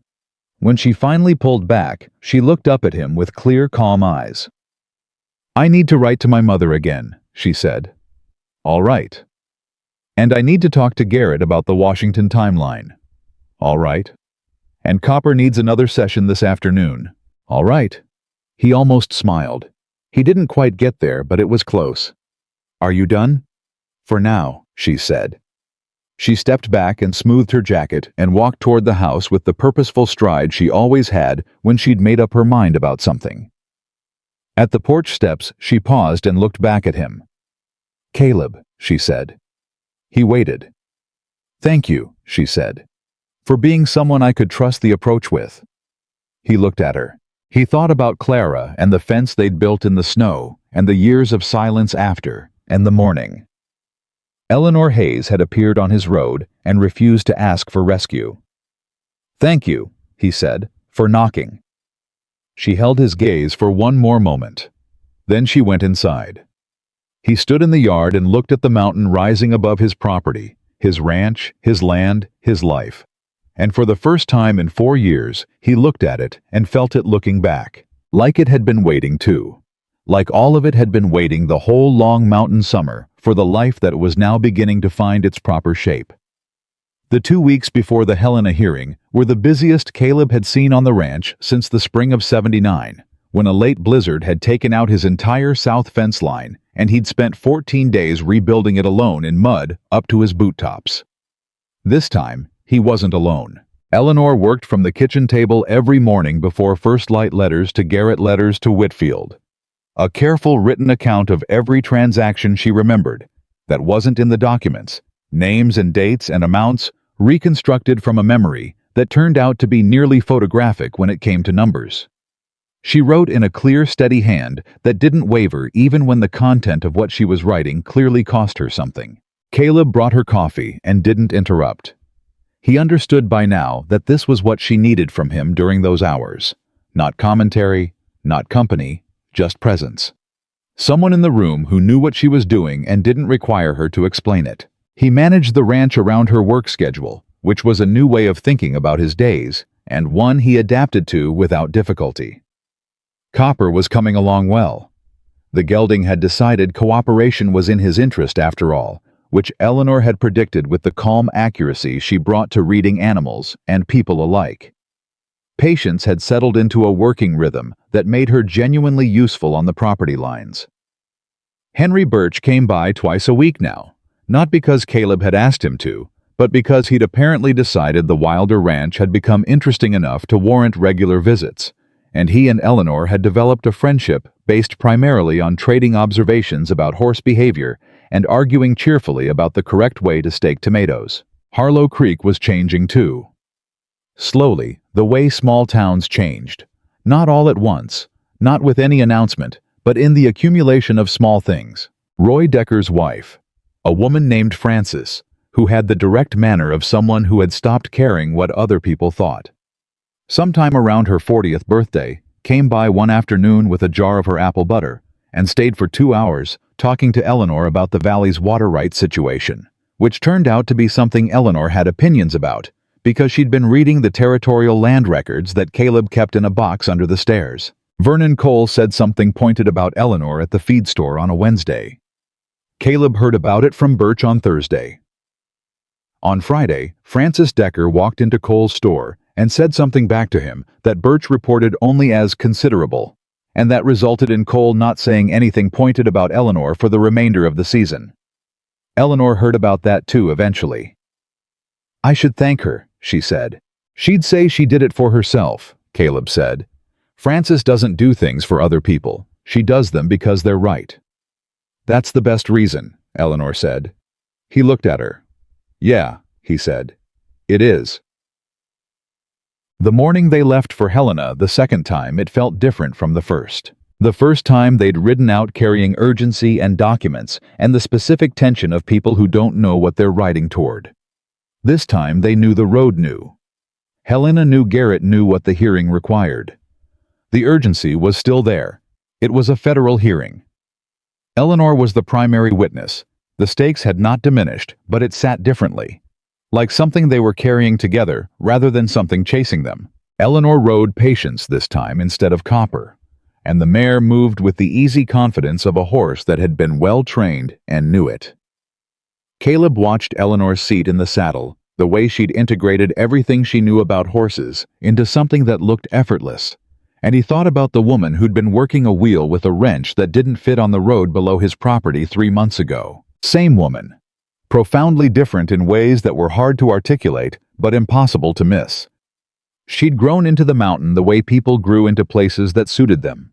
Not because she'd changed who she was, but because she'd found space to be fully herself, and that space had let everything that was already in her expand into its proper size. He hoped she knew that. He hadn't found the right words for it yet, but he was working on them.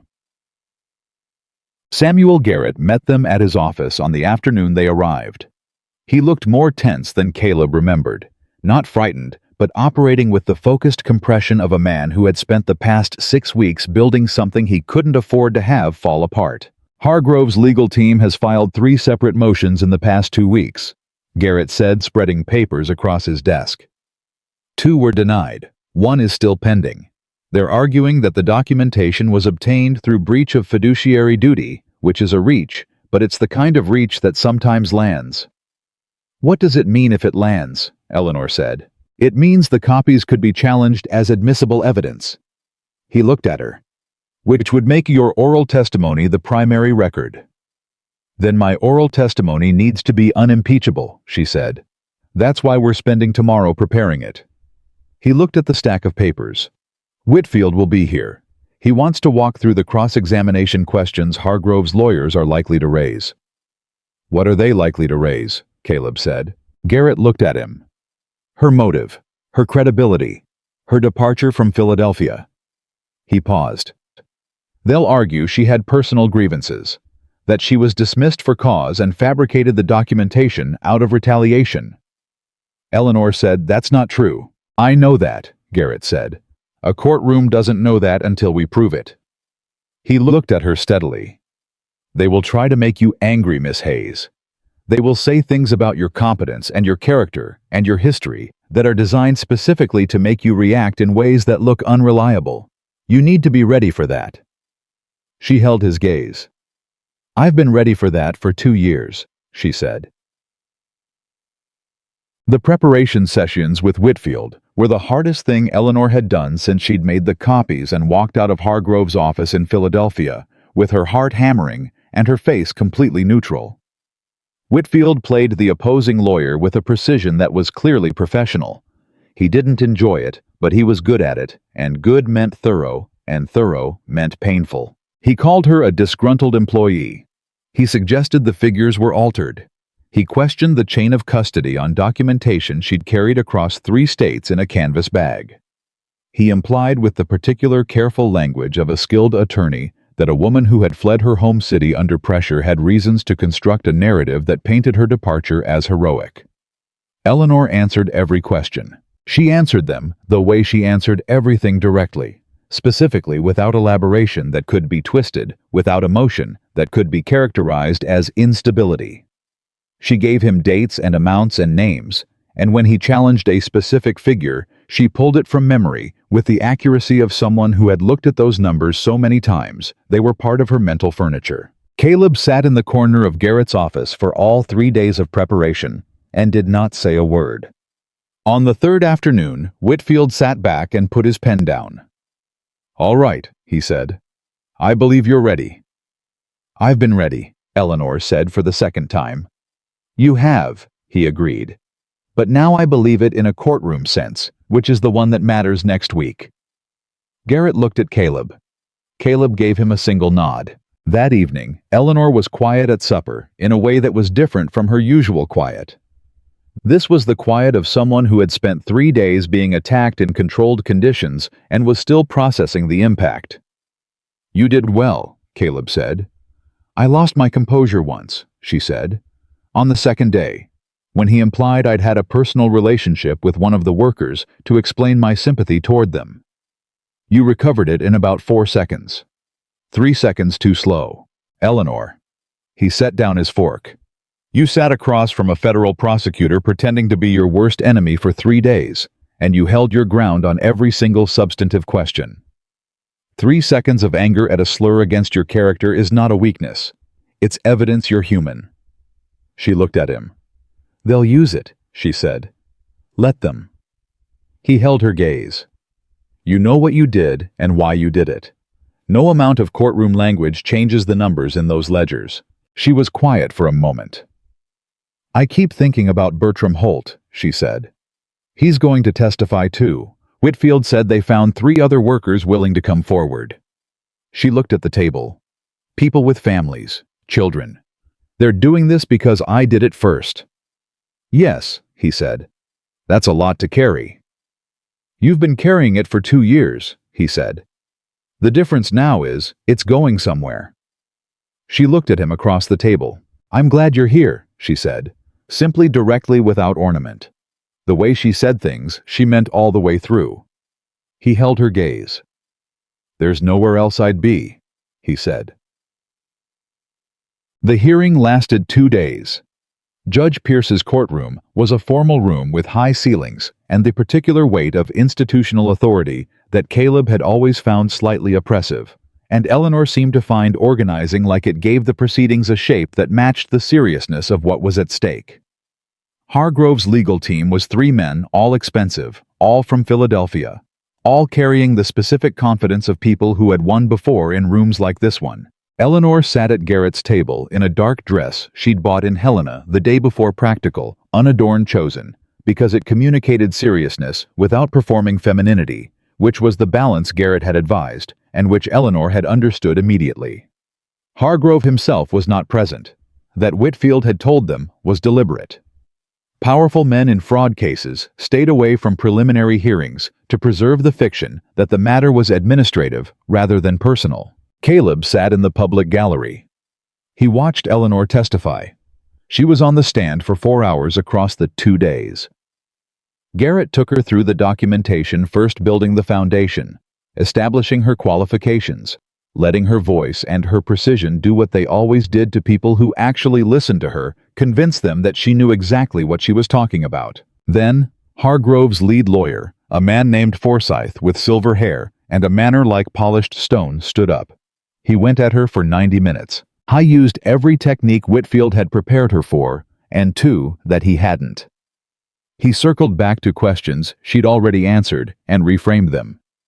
He introduced documents she'd never seen that purported to show a different ledger balance for one of the quarters she'd cited.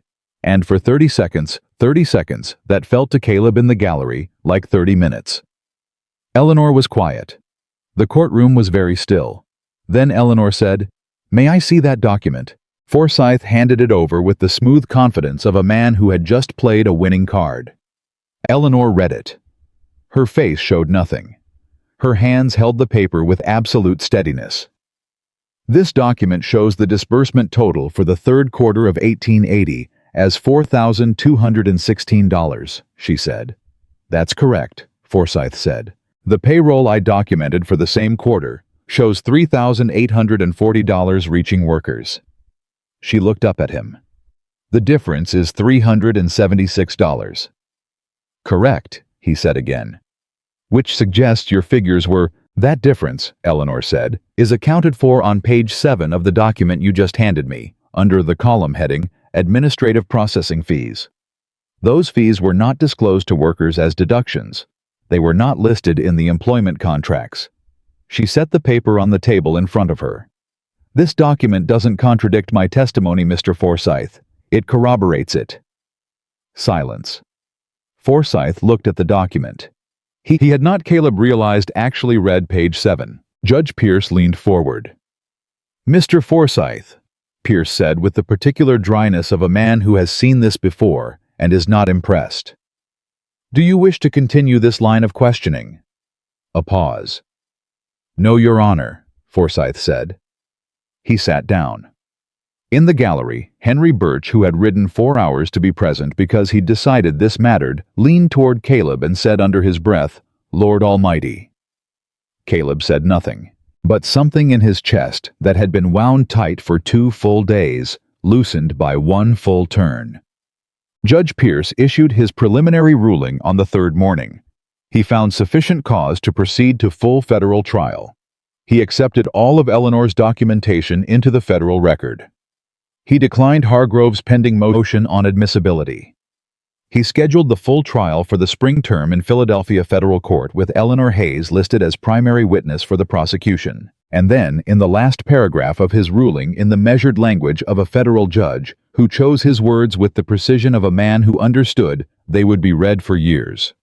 He said that the documentation presented was consistent with a systematic and deliberate pattern of wage fraud affecting an estimated 1,100 workers across multiple facilities over a period of no less than 4 years, and that the court found no basis for any claim of bad faith or improper motive on the part of the witness. No basis for any claim of bad faith. 1,100 workers. Eleanor was sitting beside Garrett when Pierce read it aloud. Caleb watched her from the gallery. She didn't react visibly. She sat straight and still, the way she always did when she was processing something large. Her hands were folded on the table in front of her. Then Pierce finished, and the courtroom began to move with the particular organized shuffle of people whose business is done, and Garrett said something to Eleanor that Caleb couldn't hear, and Eleanor nodded once. And then she looked up at the gallery and found Caleb's face immediately the way people find faces they've learned to look for without thinking about it, and she held his gaze across the crowded room. He nodded. She nodded back. He got up and went down to meet her. "Tatai." The ride home from Helena the second time was nothing like either of the first 2 journeys. The urgency was gone. The threat wasn't eliminated. The Philadelphia trial was still ahead. Hargrove's lawyers were still expensive and motivated. The full weight of the federal case was still months away, but the immediate pressure had lifted, and what was left in its place was something that felt for the first time since Eleanor had arrived on his road, like ordinary life. Good, ordinary life. They rode slow. They talked more than they had on either previous trip about the ranch, about Copper's progress, about whether the South Pasture water situation needed a more permanent solution before winter, about a letter Eleanor had gotten from her mother that had contained for the first time something approaching acceptance of where her daughter had gone and why. She asked if Montana Territory was cold, Eleanor said. What did you tell her? I told her the winters are considerable. She glanced at him. I didn't tell her the summers are worth it. He looked at her. Worth telling her, he said. I'm working up to it. She was quiet for a moment. She also asked if I was her exact word was settled. Whether I'd found somewhere settled. What did you write back? Eleanor kept her eyes on the road ahead. I told her I was getting there, she said. He held that for a moment. Only getting there, he said. She looked at him. The corner of her mouth moved. I wrote that letter 3 weeks ago, she said. He understood. He said nothing more about it. But something in his chest arranged itself into a shape that was close to complete. They were 2 hours from the ranch when the twist arrived. Not in the form of riders this time. Not in the form of hired men or expensive lawyers or federal prosecutors. It arrived in the form of a letter that had been waiting at the Harlow Creek postal office for 4 days, forwarded to Henry Birch, who had ridden out to the ranch and left it on the kitchen table with a note that said, "Came from Philadelphia." Looked official. Didn't open it. "You're welcome. H." Eleanor picked it up the moment they walked in. The return address was Hargrove Industrial Holdings, care of Forsyth Aldrich and Cross Attorneys at Law. She opened it. Caleb watched her read it. He'd gotten good at reading her face while she read, and what moved across it now was something he hadn't seen before, not fear, not anger. Something more complicated. Something with layers. She set the letter on the table. He's offering a settlement, she said. Caleb went still. How much? He said. She named a figure. It was substantial. It was in fact more money than Eleanor would likely earn in 10 years of working wages anywhere in the territory. It was also, as they both understood immediately, a price tag on her silence. The conditions, Caleb said. Withdrawal from federal testimony. Return or destruction of all copies of documentation. A signed statement that the allegations were based on misunderstanding. She looked at the letter. And a confidentiality agreement that would prevent me from ever speaking publicly about Hargrove's mills or his business practices.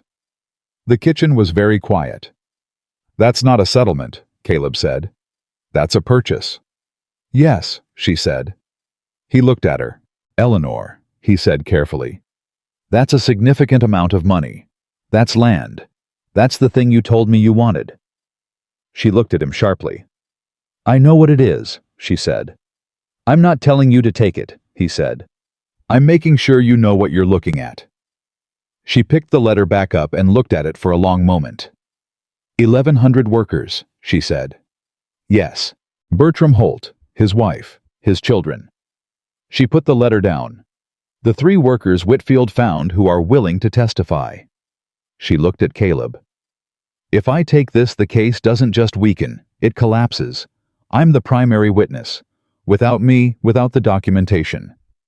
I know, he said. He wins, she said. Not just this round, all of them. He keeps running those mills. He keeps running the ones in Ohio and Virginia. He keeps doing it because he bought his way out of the one time someone actually made it to federal court. Caleb said nothing. She knew what she was going to do. He'd known it the moment she'd said 1,100 workers. He just needed to not be the reason she said it. She needed to say it because she'd decided, not because he'd pushed. Write to Whitfield tonight, she said. Tell him what they've offered. Tell him we're declining. She folded the letter once deliberately and set it aside. Then write to Garrett. Same thing. You're sure, he said. Not a challenge, just confirmation. I've been sure since I made the copies, she said. He looked at her. All right, he said. She nodded once and went to get the writing paper. The letter to Hargrove's lawyers went out with the postal rider on Thursday. The response came back in 11 days, and it was not a letter this time. It was the Philadelphia newspaper, the same paper that had run the 2-paragraph story 2 years ago, and on its front page in print, large enough to be read from across a room, was an article that described Eleanor Hayes as a disgruntled former employee engaged in a campaign of deliberate fabrication against one of Pennsylvania's most respected industrialists, and that included, buried in the fourth paragraph, a statement from a source described only as a close associate of Miss Hayes during her time in Philadelphia, alleging that her records were routinely inaccurate and that she had been dismissed for cause. Eleanor read the article at the kitchen table. Her face was completely still. When she finished, she set it down. "Who's the close associate?" Caleb said. "I don't know." She looked at the paper. "It doesn't matter. Anyone who actually worked with me knows the accounts were accurate." She paused. "This isn't for the people who know me. This is for the people who will eventually sit on a jury." "It's also for the people in this valley," Caleb said. She looked at him. He said it straight. "Hargrove's trying two things at once: damage your credibility in court and make your life here difficult enough that you'll reconsider." She was quiet for a moment. "Will it work?" she said. "With the valley?" "No," he said. "But he doesn't know that yet." He was right, and he knew he was right because of what happened 2 days later. Frances Decker rode up to the ranch with a copy of the same newspaper article folded under her arm, came in without being asked, sat down at the kitchen table and said, "Eleanor, I want you to tell me what's true." Eleanor told her. Frances listened without interrupting, which was unusual for Frances. When Eleanor finished, Frances unfolded the newspaper, read the relevant paragraph again, and then set it aside with a gesture that communicated her opinion of it more clearly than any words. "What do you need?" Frances said. Eleanor looked at her. "I don't know yet," she said honestly. "Then we'll figure it out," Frances said. "Roy knows every rancher and homesteader in this valley. If Hargrove thinks Montana territory is going to be turned against you with a newspaper article written in Philadelphia, he hasn't met many Montanans." She stayed for 3 hours and left with a list of names, people in the valley. Eleanor hadn't yet met people whose character Frances vouched for, with the authority of someone who had lived among them for 20 years. Eleanor watched Frances ride away from the porch. "You were right," she said to Caleb. "I usually am," he said. "It takes people time to notice." She turned and looked at him. "That might be the least humble thing I've ever heard you say," she said. "I'm working on balance," he said. She shook her head, but she was smiling fully properly, the real smile she didn't distribute casually, and it was directed at him, and he held the full weight of it without looking away. The months between the Helena hearing and the Philadelphia trial moved the way mountain seasons moved, with a logic that was their own, indifferent to urgency, shaped by what needed to happen rather than what anyone wanted. October gave way to November. The first real cold came down from the high country, and the ranch shifted into the patterns of preparation. Storing feed, banking, the root cellar, checking the stock for the animals that would need extra attention through a hard winter. Eleanor took to it the way she took to everything on the ranch, with practical competence, and the occasional observation that changed how he thought about something he'd been doing one way for years. She told him the root cellar ventilation was wrong, and they fixed it. She told him copper needed a lighter bit, and she was right. She told him the south fence line he'd been planning to replace in sections could be replaced entirely in 3 days, if they did it before the ground froze, and they did it in 2.5. Working side by side in the brittle November air, with breath-making clouds and hands that got cold enough to hurt, and both of them too stubborn to stop before the job was done. That evening, they sat by the kitchen stove with their hands wrapped around coffee cups, and Eleanor said out of what appeared to be nowhere, "I want to stay." Caleb looked at her. "You said that months ago," he said. "I said I was getting there."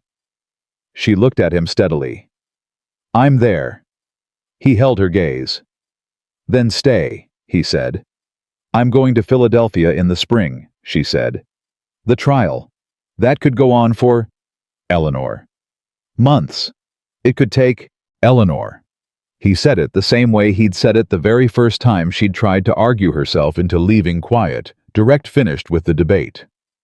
"Come back when it's done. The ranch will be here. I'll be here." He set his coffee down. "Some things don't need conditions." She looked at him for a long moment. "I love you," she said. She said it the way she said everything she meant, completely plainly, without performance, without looking away. He was quiet for one breath. "I know," he said. She raised an eyebrow. "I've known since the morning with the coffee," he said. "The good grounds." She stared at him. "That was 3 months ago," she said. "Yes." "You've known for 3 months." "Yes." "And you—" "I was waiting for you to get there," he said. "You needed to get there yourself. I wasn't going to push." She stared at him for another moment. Then she said, "Caleb Wilder, you are the most infuriating patient man I have ever met." "I've been told," he said. "By who?" "Clara, regularly." She opened her mouth, closed it, and then laughed the full, real laugh that still startled something good in him every time he heard it. He reached across the table and took her hand, and she held on, and the kitchen was warm around them, and the mountain was dark and cold and magnificent outside, and none of that needed to be said, because they both already knew it. The Philadelphia trial began on the 14th of April, 1883, and lasted 3 weeks. Caleb went with her. He sat in the public gallery of a federal courthouse in a city he'd never visited and watched Eleanor Hayes walk into a wood-paneled room that smelled of old paper and institutional authority, and take the witness stand as the primary witness in a federal fraud case against one of Pennsylvania's most powerful industrialists. And he thought with a calm that was so deep it had moved past feeling and into something more like knowledge that he had never once in his life seen anything as steady as she was in that moment. She testified for 2 full days.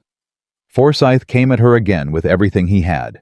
She answered him the same way she'd answered him and Helena, directly, specifically, without anger, without doubt, without a single moment where she looked like anything other than a woman who knew exactly what she was talking about and exactly why she was there. Bertram Holt testified. His hands shook during his opening statement and steadied by the end of it. 2 other workers testified. The numbers were entered into the federal record in full, corroborated, cross-referenced, unimpeachable. Hargrove's lawyers argued for 4 days. The federal panel deliberated for 2. On a Thursday morning in early May, they returned a finding of liability on all primary counts. Wage fraud, systematic falsification of records, conspiracy to suppress evidence of federal violations. The penalty included full restitution to affected workers. 1,143 of them, as the final count, established fines that would take years to satisfy and mandatory restructuring of Hargrove's business operations under federal oversight. Daniel Hargrove was present for the ruling. For the first time in the entire proceeding, Eleanor looked directly at him. He did not look back. That she told Caleb afterward was the moment she knew it was real. They were back on the mountain by the end of May. The ranch looked exactly as they'd left it, which was to say, it looked like the most solid thing Eleanor had ever seen in her life. The cabin, the barn, the corral with Patience and Copper, moving easy in the morning light. Henry Birch's boot prints still visible in the dried mud near the barn door. Eleanor stood at the south gate where she'd waited for Caleb the afternoon the 3 hired men had come down from the north trail, and she looked at all of it. He stood beside her. "It's still standing," she said. "I told you it would be. You tell me a lot of things." She glanced at him. "You're right an irritating amount of the time." "It's a gift," he said. She shook her head, smiling. Then she said, "Samuel Garrett wrote to me before we left Philadelphia. There's a parcel of land, 40 acres on the east side of your south fence line. It's been territorial land since the survey. It's available for homestead claim." She looked at him carefully. 40 acres is small, but it's a start. It would be mine, filed in my name. He looked at her. "I know about the parcel," he said. She blinked. "You know, I filed the inquiry 3 months ago." He met her eyes.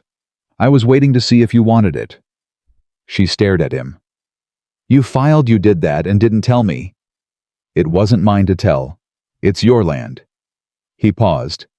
"I wanted it available. Whether you did anything with it was your decision." She looked at him for a long moment. "What if I decided to file a shared claim?" she said. "Combined with your existing property. Extended operation." He held her gaze. "Is that what you're deciding?" he said. "I'm considering it." 40 acres and a shared claim is a legal instrument, he said. It implies a partnership of a fairly specific kind. It does, she agreed. That kind of partnership generally involves more formal arrangement, he said. In most territories, yes. Eleanor Hayes. He said her name the same way he'd said it the first time he'd stopped her from arguing herself toward the door. Direct, unhurried, finished with the preamble. Are you asking me to marry you? She looked at him. I'm asking if you'd consider a shared land claim, she said. Those are the same thing. They might be. Is that a yes or a no? He said. She held his gaze for exactly as long as she needed to, which was the time it took to be certain she was saying what she meant. That's a yes, she said. If you're asking. I'm asking, he said. He reached out and took both her hands and she let him and held on, and the mountains spread out around them in the full light of a late May morning. His land and her land, soon to be the same land running together the way two creeks meet and stop being separate things. It won't be simple, she said. No, he agreed. The Philadelphia case will follow us. People will have opinions. They always have, he said. We've managed. You don't need a wife who brings federal cases with her, she said. You don't need a husband who went silent for 4 years, he said. We're even. She looked at him. Something shifted in her face. The last piece of held back, the final reserve.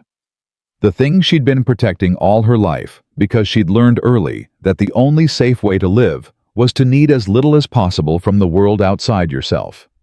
She let it go. No, she said. We're not even. You gave me, she stopped, steadied. You gave me a place to be myself when I didn't know where that was anymore. That's not something you balance. He held her hands. You gave me my life back, he said. So we're even. She looked at him for a long moment. Then she leaned in, and he put his arms around her, and she let herself be held by the man who had stood on a road and asked nothing of her except the chance to be useful, who had sat beside her through 3 days of preparation, and 4 hours of testimony, and 2 days of deliberation, without once telling her what to feel or how to feel. It who had filed a land claim in her name, and waited quietly for her to want it. He held her the way. He built fences, and checked water lines, and trained horses with the steady, unhurried attention of a man who understood that the things worth keeping required time and care, and the willingness to show up every single day. She held him back. Around them. The mountain. Morning went on the way. It always did. Indifferent to drama. Enormous and clean and entirely real. And inside that morning, two people who had both spent years making themselves smaller stood in the full size of what they'd built together and found it was exactly enough. Some people spend their whole lives running towards something they can't name. Some spend their lives standing still, waiting for the shape of their future to find them. And some, the rare and fortunate ones, come to a mountain road on an August afternoon with a broken wheel and a wrench that doesn't fit, and in the asking of one stubborn, clear-eyed question, discover that the life they'd been building toward had been waiting at 9,000 feet all along. Eleanor Hayes had come west looking for something of her own. She found it. She found all of it. And the mountain man who had sworn he needed no one held her, like she was the thing he'd been guarding his whole life without knowing what he was guarding it for, because some doors, when they finally open, make sense of every year you spent keeping them closed.